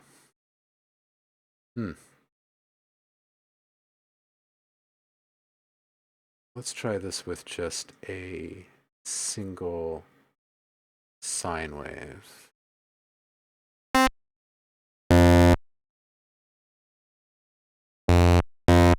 everything's going to be loud coming out of this one, right?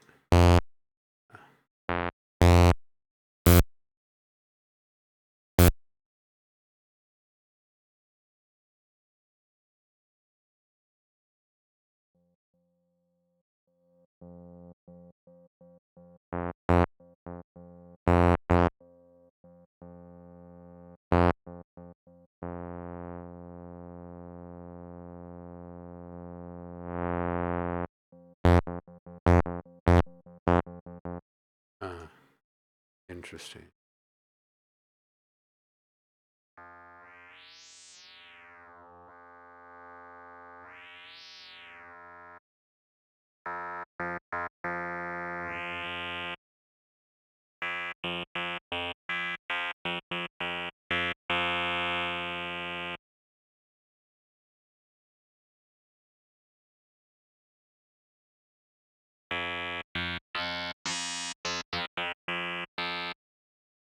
Uh,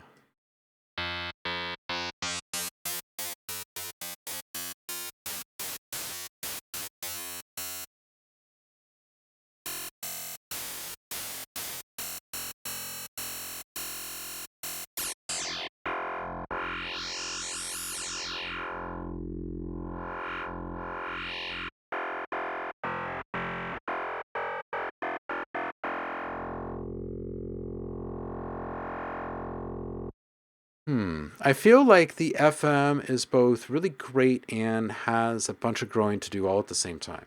It's really neat that they've split this the way that they have, and that you can warp two different ways. Like you can FM warp the same signal two different ways simultaneously. This is really interesting because it's a single waveform that it's affecting. It'd be really interesting if it gave you the option of series or parallel processing with this dual warp mode thing. That would be super dope to have a signal that's being processed in two different audio streams. That'd be super dope. Man, okay, so everything we probably should have just done a dedicated stream for Serum 2 again. Maybe we'll just spend like a week in it or something soon when we have the time to do it. But this is a fascinating thing, the new warping stuff.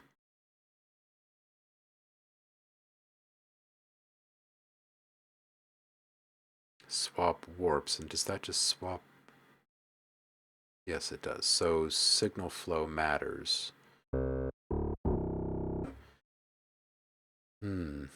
Fascinating. Yo, what's up, J-Man? Happy Monday to you. I'm just dinking around inside of Serum 2, kind of getting the lay of the land. I originally came in here just to play in, and then I've become utterly fascinated by a couple of pretty nerdy things. Ooh, had today off. Nice. Nice.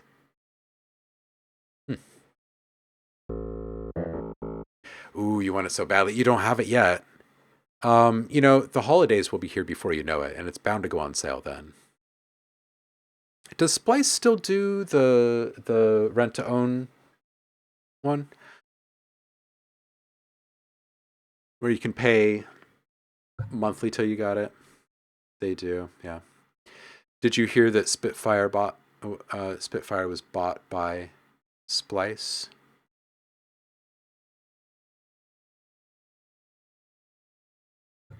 Let that sink in a minute. This hits very differently than when FL or ImageLine bought I was about to say FX Expansion, but it wasn't FX Expansion. What is it that who is it? UVI. Yeah. This one hits very differently. This one feels like This one feels like uh, Spitfire was in this kind of elite class, and then it was tarnished, and then it tumbled, and then it was devalued by their own stupidity with the subscription stuff, and it took them out of that elite status. Amazing. We've witnessed this company just completely transform. Christian. Yeah. Yeah, just absolutely unreal. Absolutely unreal. It's a tremendous, just a tremendous. I think of it as like a failing personally. I just don't see Splice living up to what Spitfire had once done. I think they're more interested in carrying the baton that Spitfire picked up like 6 months ago in their new approach to things. Which, if that does end up being the case, it's just kind of sad because um,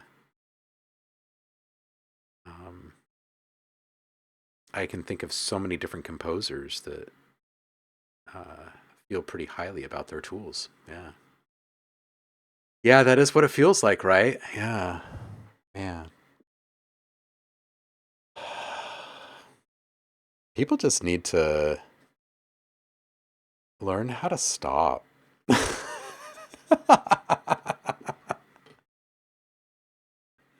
Spitfire used to be worth so much more. Oh my goodness. Wow.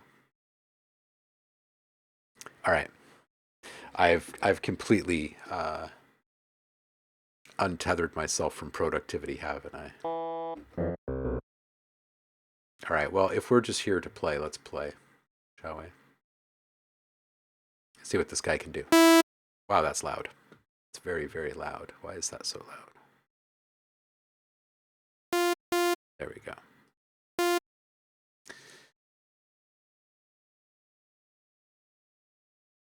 So if I go into granular here, and will it allow me to load any sample from here? Like if I take like a long sample, one of my really long ones, will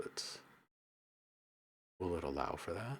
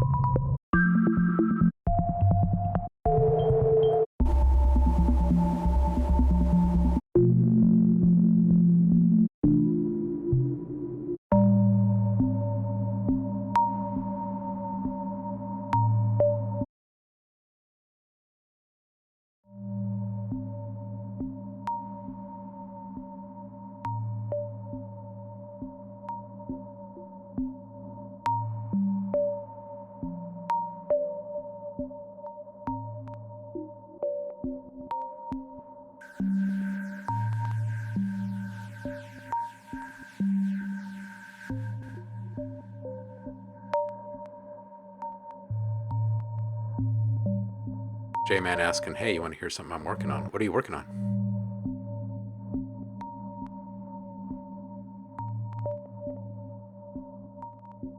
There's a limit to how long the audio files can be, Zeep. Yeah, J-Man, you can upload your own. You've been able to upload your own sounds to Serum for a while by way of the noise oscillator. But they've in Serum 2, they've introduced a sampler, like a legit sampler. There's a multi-sampler. There's also granular sampling, so you can drop your own audio in there now for that. So it's pretty sweet.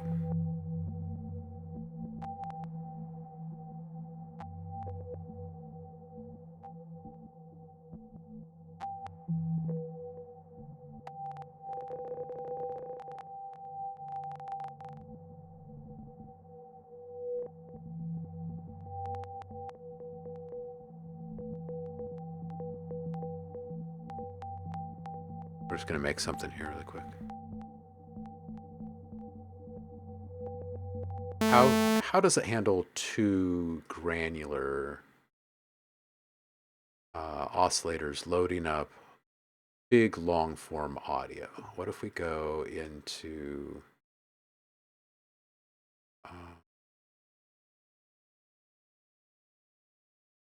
maybe some space dust?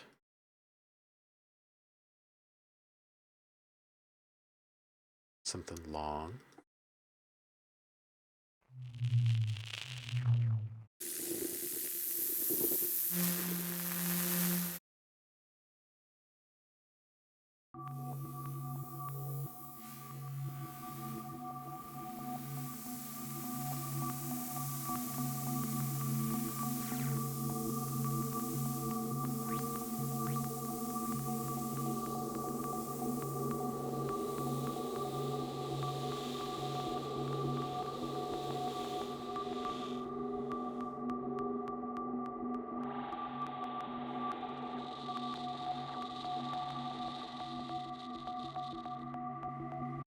Okay, now we got to change these because these are both set to one shop, right? So we'll do, maybe we'll do a forward and reverse on both of these, and we'll just keep the full duration for right now.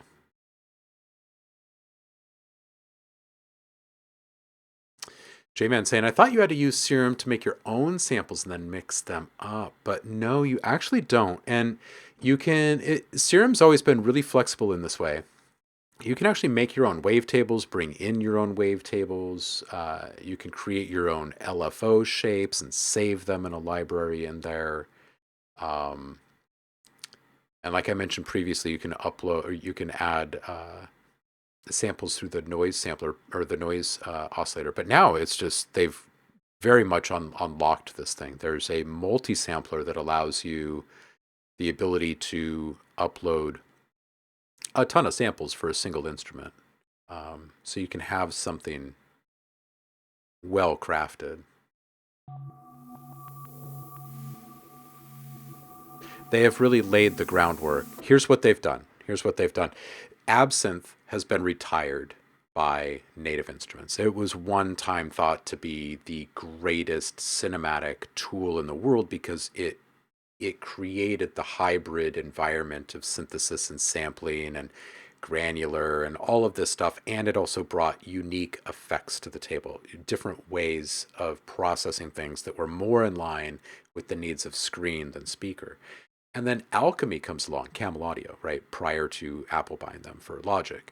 And they now are kind of seen at the time as the new and upcoming, even more badass, do everything you could possibly imagine kind of tool. It too has sampling and synthesis and granular and all these different things. It also grew up to have spectral synthesis and editing and stuff in there. But that was bought by Apple and gobbled up and put into Logic. So both of those tools that were widely considered like the go-to big Woombaladi guys, like these are the ones that can get everything done that you can't really do in the real world. Those have been like one is basically gone or on its last legs, and the other one is just in Logic, and not everyone uses Logic. So Serum is doing something here that could put them into that same kind of space as those tools. And it's a pretty special space to be in because it's a very serious tool. It's a very, very serious tool. And Serum, too, I think, was serious for, you know, electronic music or people that were very dedicated to sound design, synthesis. But this opens up the doors for it to be something bigger than, say, Kontakt. Kontakt is still trying to catch up with all that stuff. So by adding some synthesis, you know, some wavetable support and stuff. So this really positions them to grow and mature in a way that could keep them relevant forever. But you could in a very near future, it's not that far off. We just saw Spitfire tumble. In my opinion, they're circling the drain before they got bought by Splice, and so now that happened. So now are we kind of looking at that company as like They're for beat makers and electronic music and stuff, not so serious anymore. Is Serum going to emerge as a real serious sampled instrument player? It could. Totally could.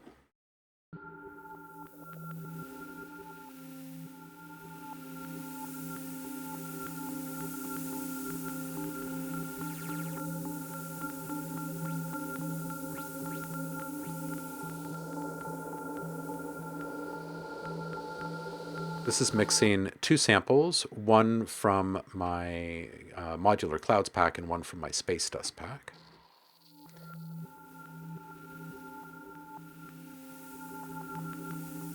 Just going to shape this a little bit.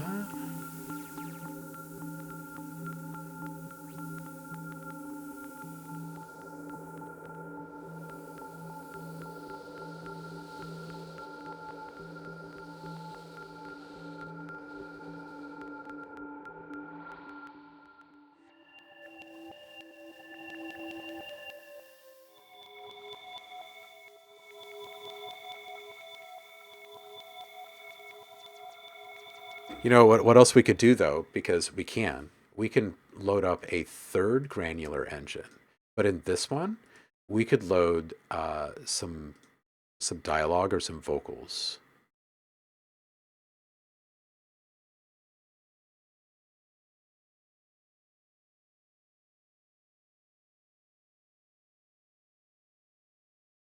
Hmm.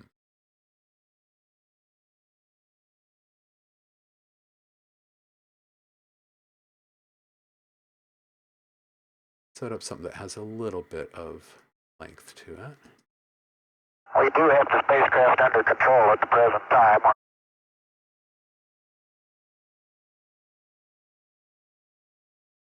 SQ Capcom Retro. Gemini 8 CSQ. Let's do this one. This one's long, so we're going to just go forward in this one and not reverse this dialogue.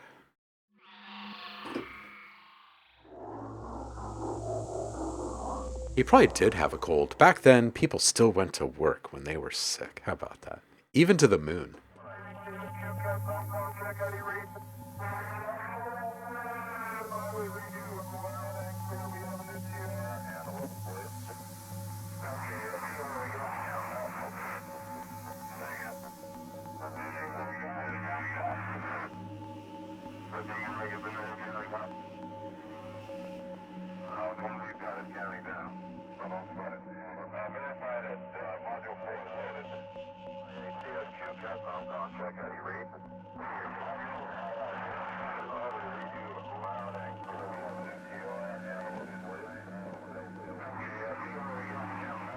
This before any effects processing or anything. So now if we go into our effects rack and we start adding some stuff, let's do that. Let's play with the Bode first. Some frequency shifting stuff.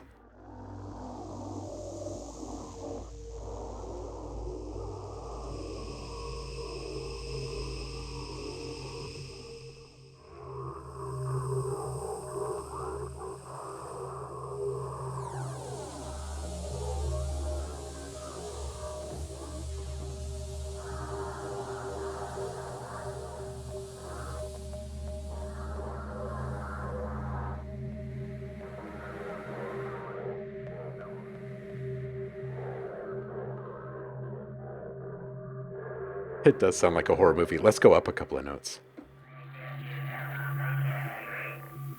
Now we're in sci-fi.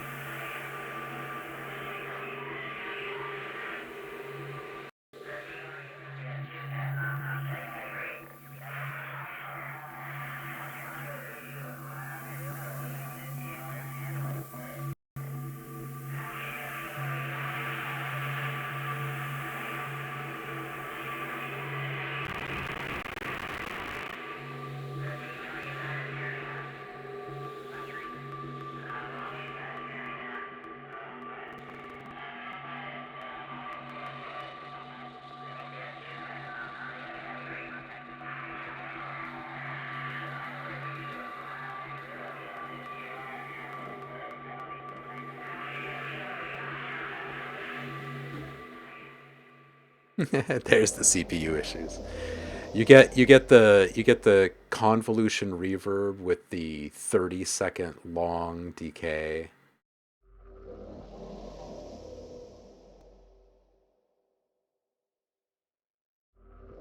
Yeah, now if we take the convolution out, CPU drops entirely. So just having that module open in your effects rack.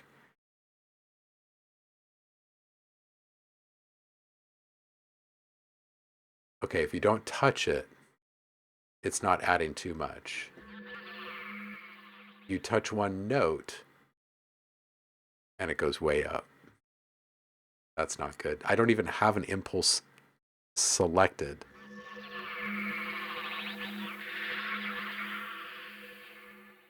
Yeah, so that one's got to be worked on. But if we put just a regular reverb in there,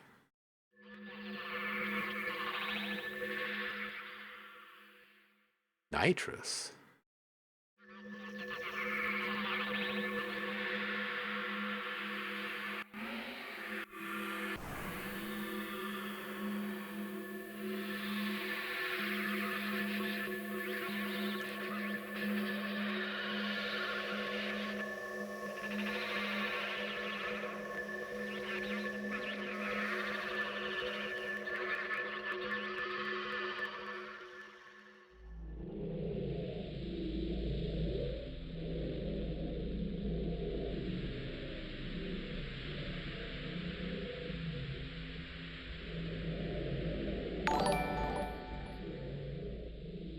Welcome in, honey.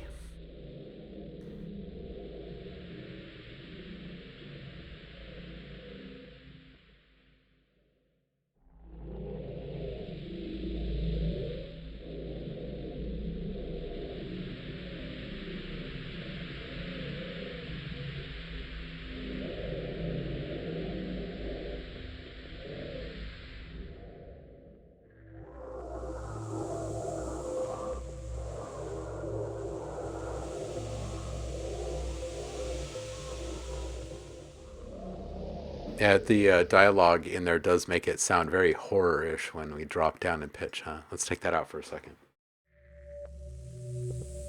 Because without it, playing that same note, it's not necessarily a horror vibe.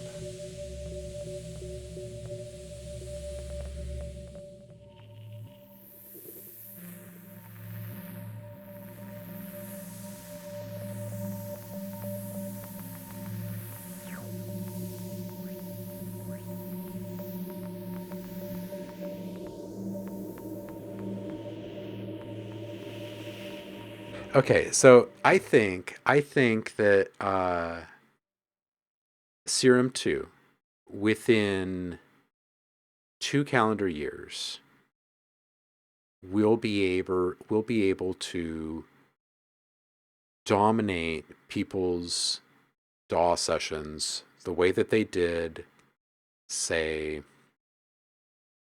8 years ago, 6 years ago, because they started to lose ground.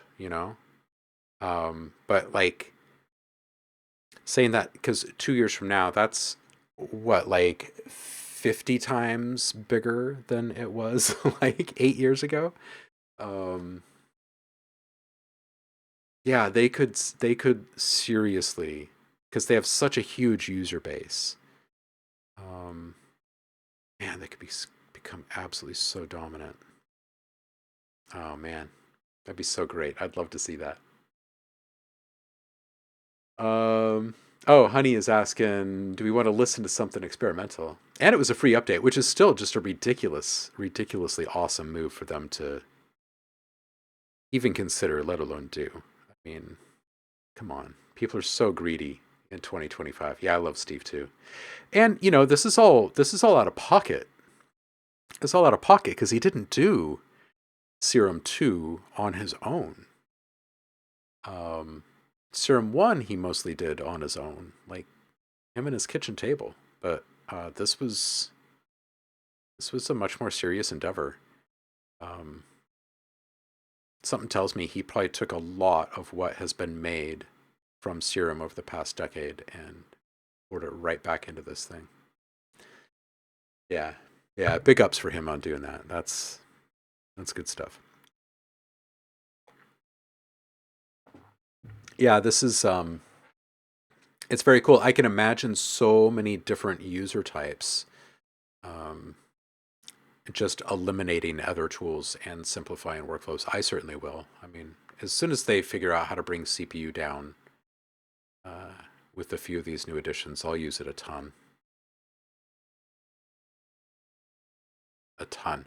I could easily see this being a sampler of choice a couple years from now.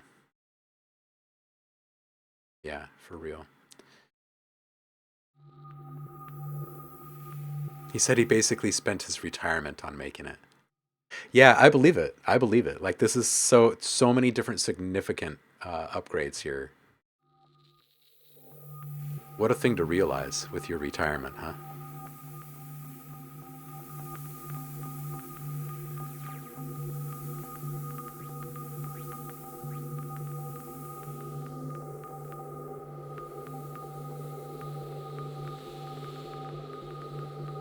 J-Man, when you do pick it up, come and ask lots of questions and we'll dive into it with you.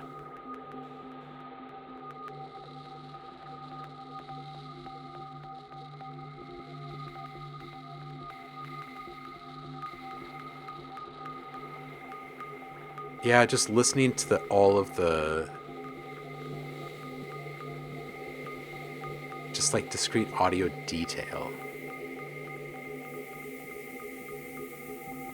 And this is 2 instances of granular. It's really not taking up too much of my CPU. But full disclosure, there's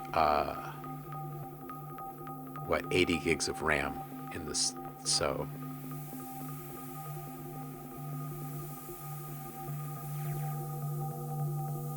it's still a bit of a lift.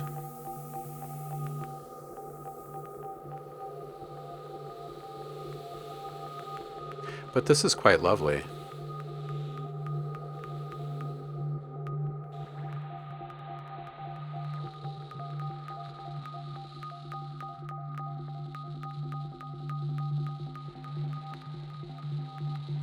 Yeah, it's cool.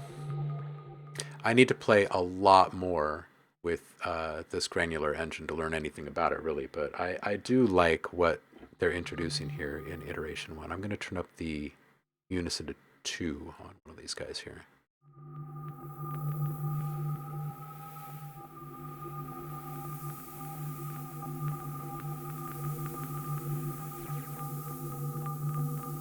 It's not too bad on the CPU. I'm going to turn up this other one.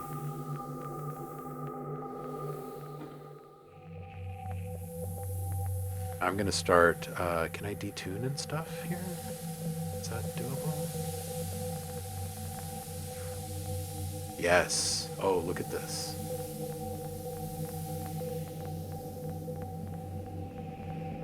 Ooh.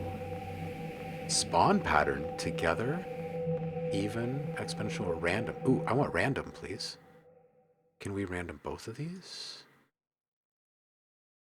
Wow, they've added so many cool little details. Okay, I'm going to take this one out a little bit more. I'm going to take this one in to be as spread. Ooh.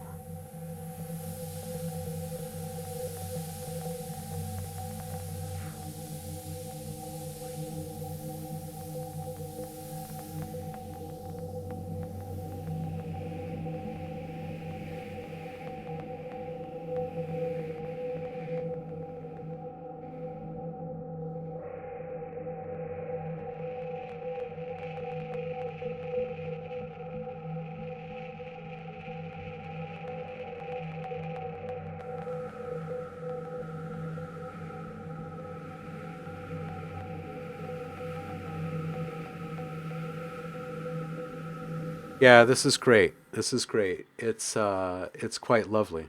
It's quite lovely.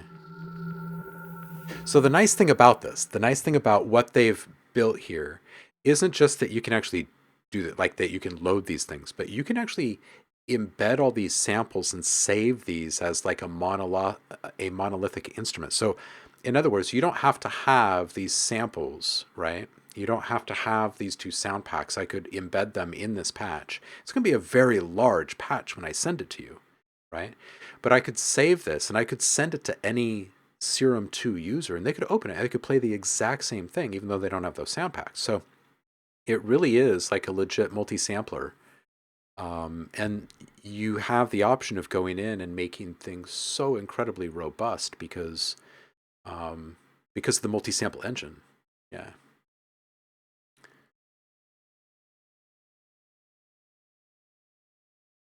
J-Man, no, you're exactly right. So J-Man's saying, wow, this is like a whole new sample. Literally, that's crazy. It's making its own offbeat, or is it just me, if that makes sense? No, it is.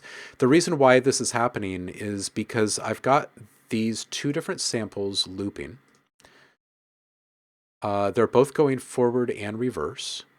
They're different lengths, so they're constantly playing back audio in different places. The same audio won't be played twice. Now you add to that this bottom row of dials here is randomization control for the knobs above them. So for instance, this random knob below the level, I've turned that up 16%. That means now there's going to be a 16% randomization to the overall volume of this oscillator playing back this audio. And right here, I have the randomization on the pan for this oscillator set to 63%. So it's bouncing, like each little grain that's playing is playing back in different places in the stereo field. Same with the length and the density and the scan direction and the randomized or the offset value. So knowing that all of those are randomized and they're looping at different lengths and speeds and all that kind of stuff, you're never really going to have something actually repeat. So it's not just different, it's actually evolving. And then that's also just one key, right? So if I go up, let's go up. I'm now sitting 4 octaves above root now.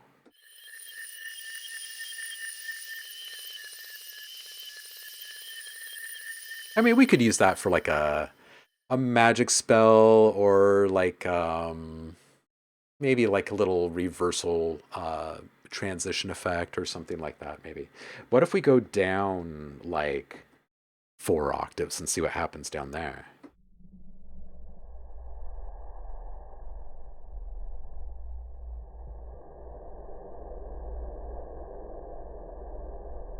Okay, well, we could maybe use this as some ambience in a scene or something.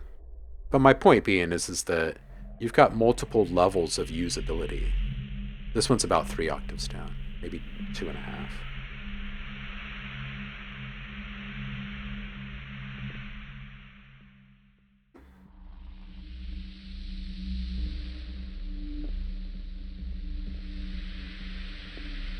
Yeah, so this would be great for tension. There's just enough tonality creeping in here that it would be good for like intrigue, suspense, conspiracy, right? We go up just a few semitones here. Now we're into real tonality. So now we're in like environmental space, right? We could be on an alien ship. We could be in someone's secret hideout or lair looking through things we're not supposed to be. Yeah. It is mind-blowing how powerful these tools are, right? Yeah. I mean, Serum is just one of them. But I do like the the direction that they're taking everything in this update. It is like a TED Talk.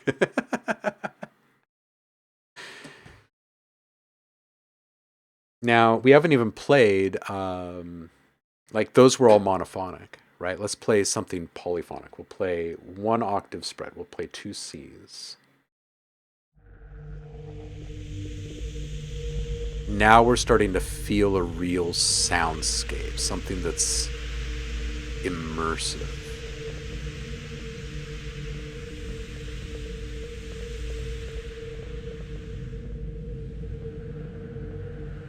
This feels like we could sit inside of this space here.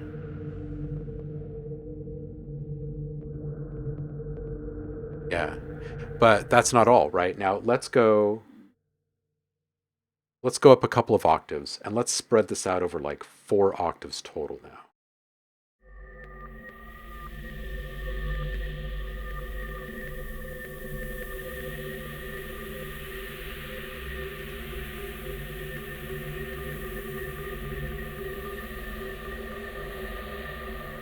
See, this is why resampling is king. This is why I think my next endeavor is probably just going to be going back to making some instruments for a while, because there's just years worth of fuel for some really mind-bending, future, awesome instruments. Got to build something really neat to play all these sounds in. Back to Creepy House. Want to play a game? Yeah, right?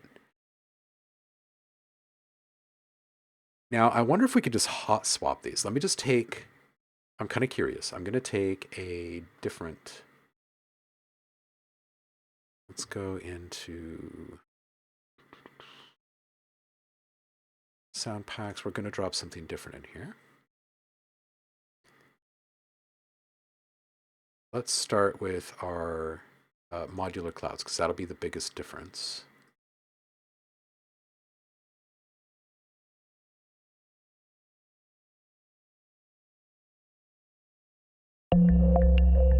Okay, so this one's way fast. Now let's just see what options it gives us to drop it in there, because it always gives us, or it gave us different options previously.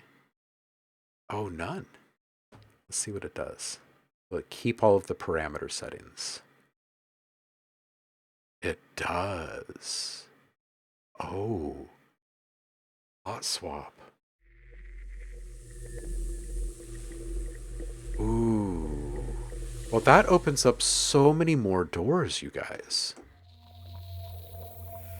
That would allow me to work so much faster. Okay, now let's do the same with...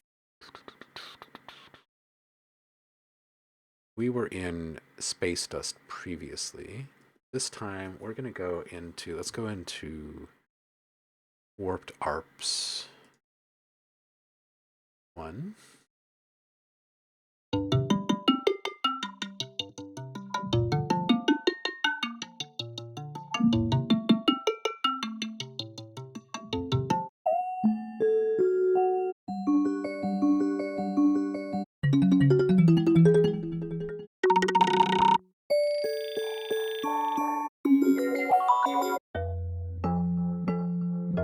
Oh, this one would be really interesting. It's very slow. It's kind of chunky, resonant.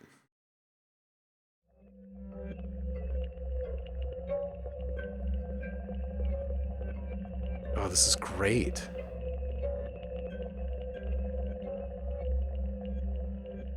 We're going to flip this one. We're going to bring up these guys. We're going to bring down the little tickles.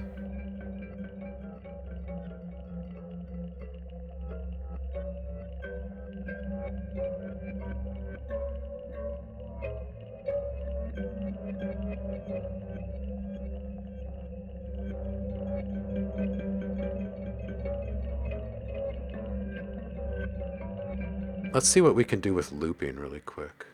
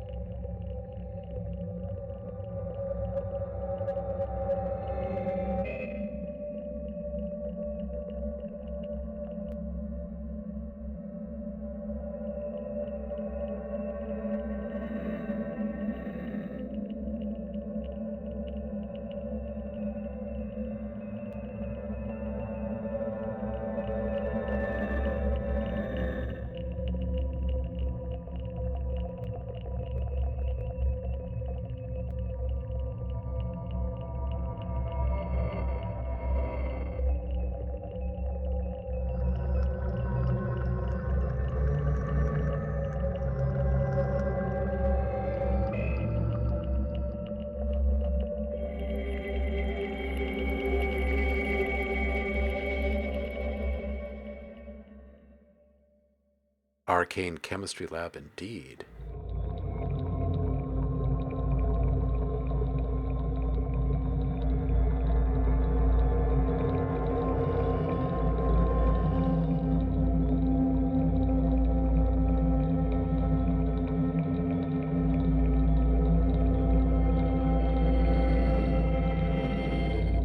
Pretty fascinating stuff. What if we initialize this? We put this into granular mode. We go into our finder and we go to, let's say, be lost in the ether.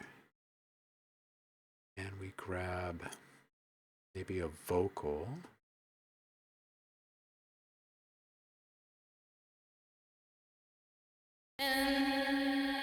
Sure, we'll take this one. Put it over here.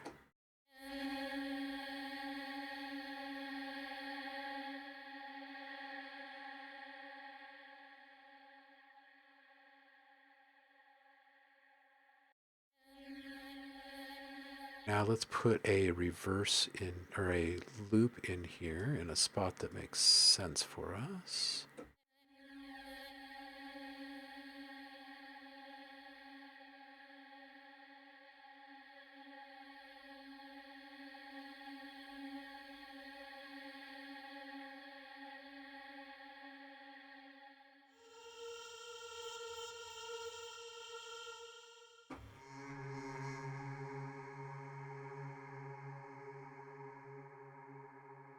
Okay, we'll make that just a little bit shorter loop so we get a little more volume out of this thing. But now let's just try like playing around with some gating or something.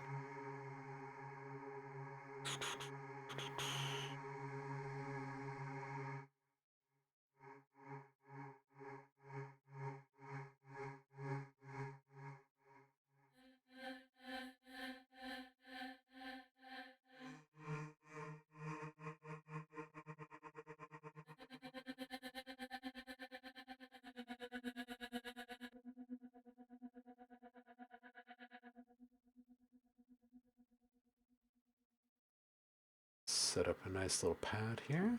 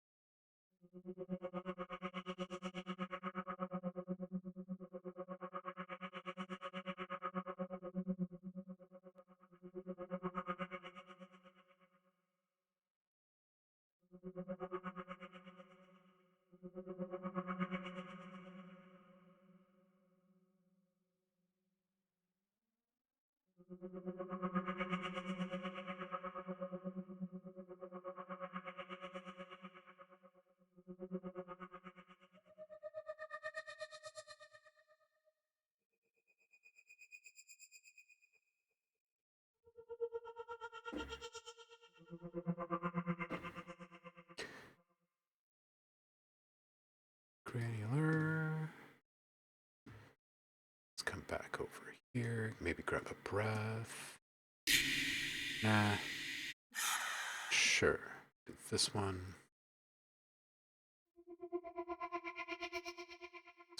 Let's beef this up a little bit here.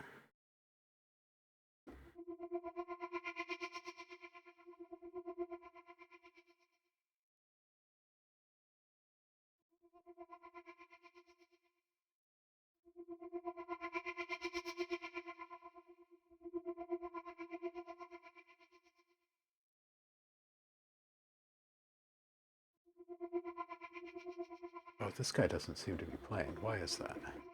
What's going on? Got random, random, random, random, random.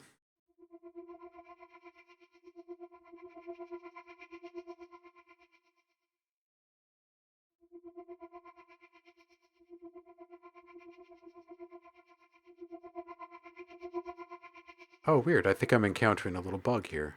This is oscillator B. Yeah, I think we're encountering a weird little bug here. Let's drop a different sample in here and see what happens.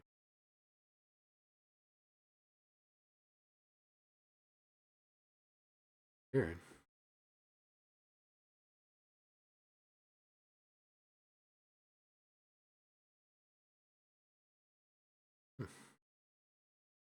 What's going on here? We have... There's got to be something I'm just not seeing, right? Weird. That one plays just fine. Ah, now it's back. That was a weird little bug. That was weird. Okay, let's drop the sample we want in there.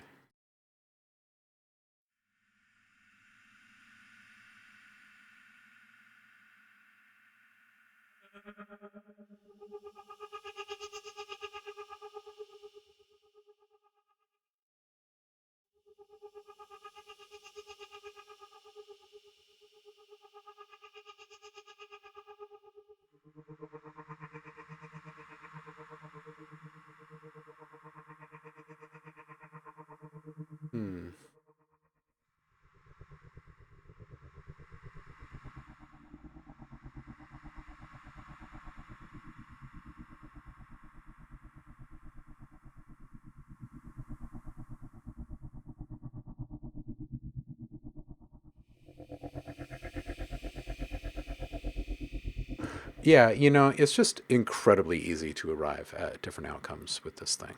It really is. I'm going to have to spend a ton of time on this with you guys. Seriously.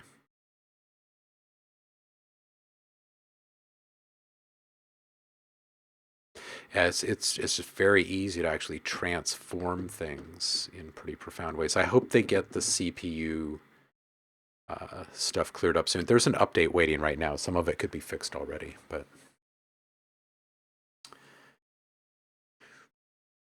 yeah, I think maybe maybe Serum 2 will actually play a bigger role than I was expecting in the next phase of instrument building.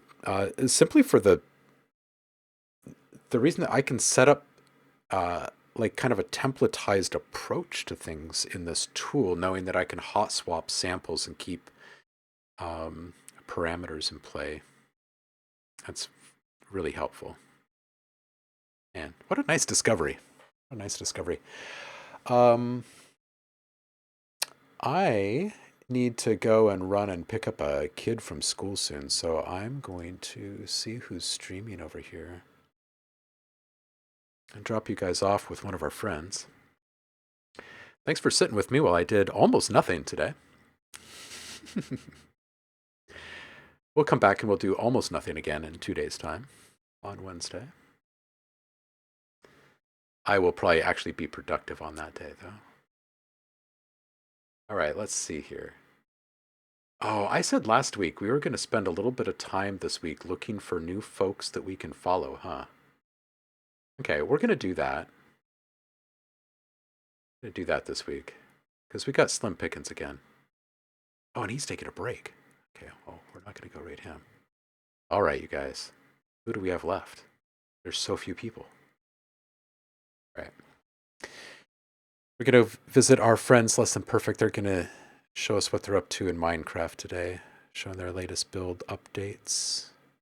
You guys can chill out in their server for a bit. I appreciate you guys. I'll see you again on Wednesday, hump day, halfway to the weekend. We'll make something awesome together. I'll see you then. I appreciate you. Peace out.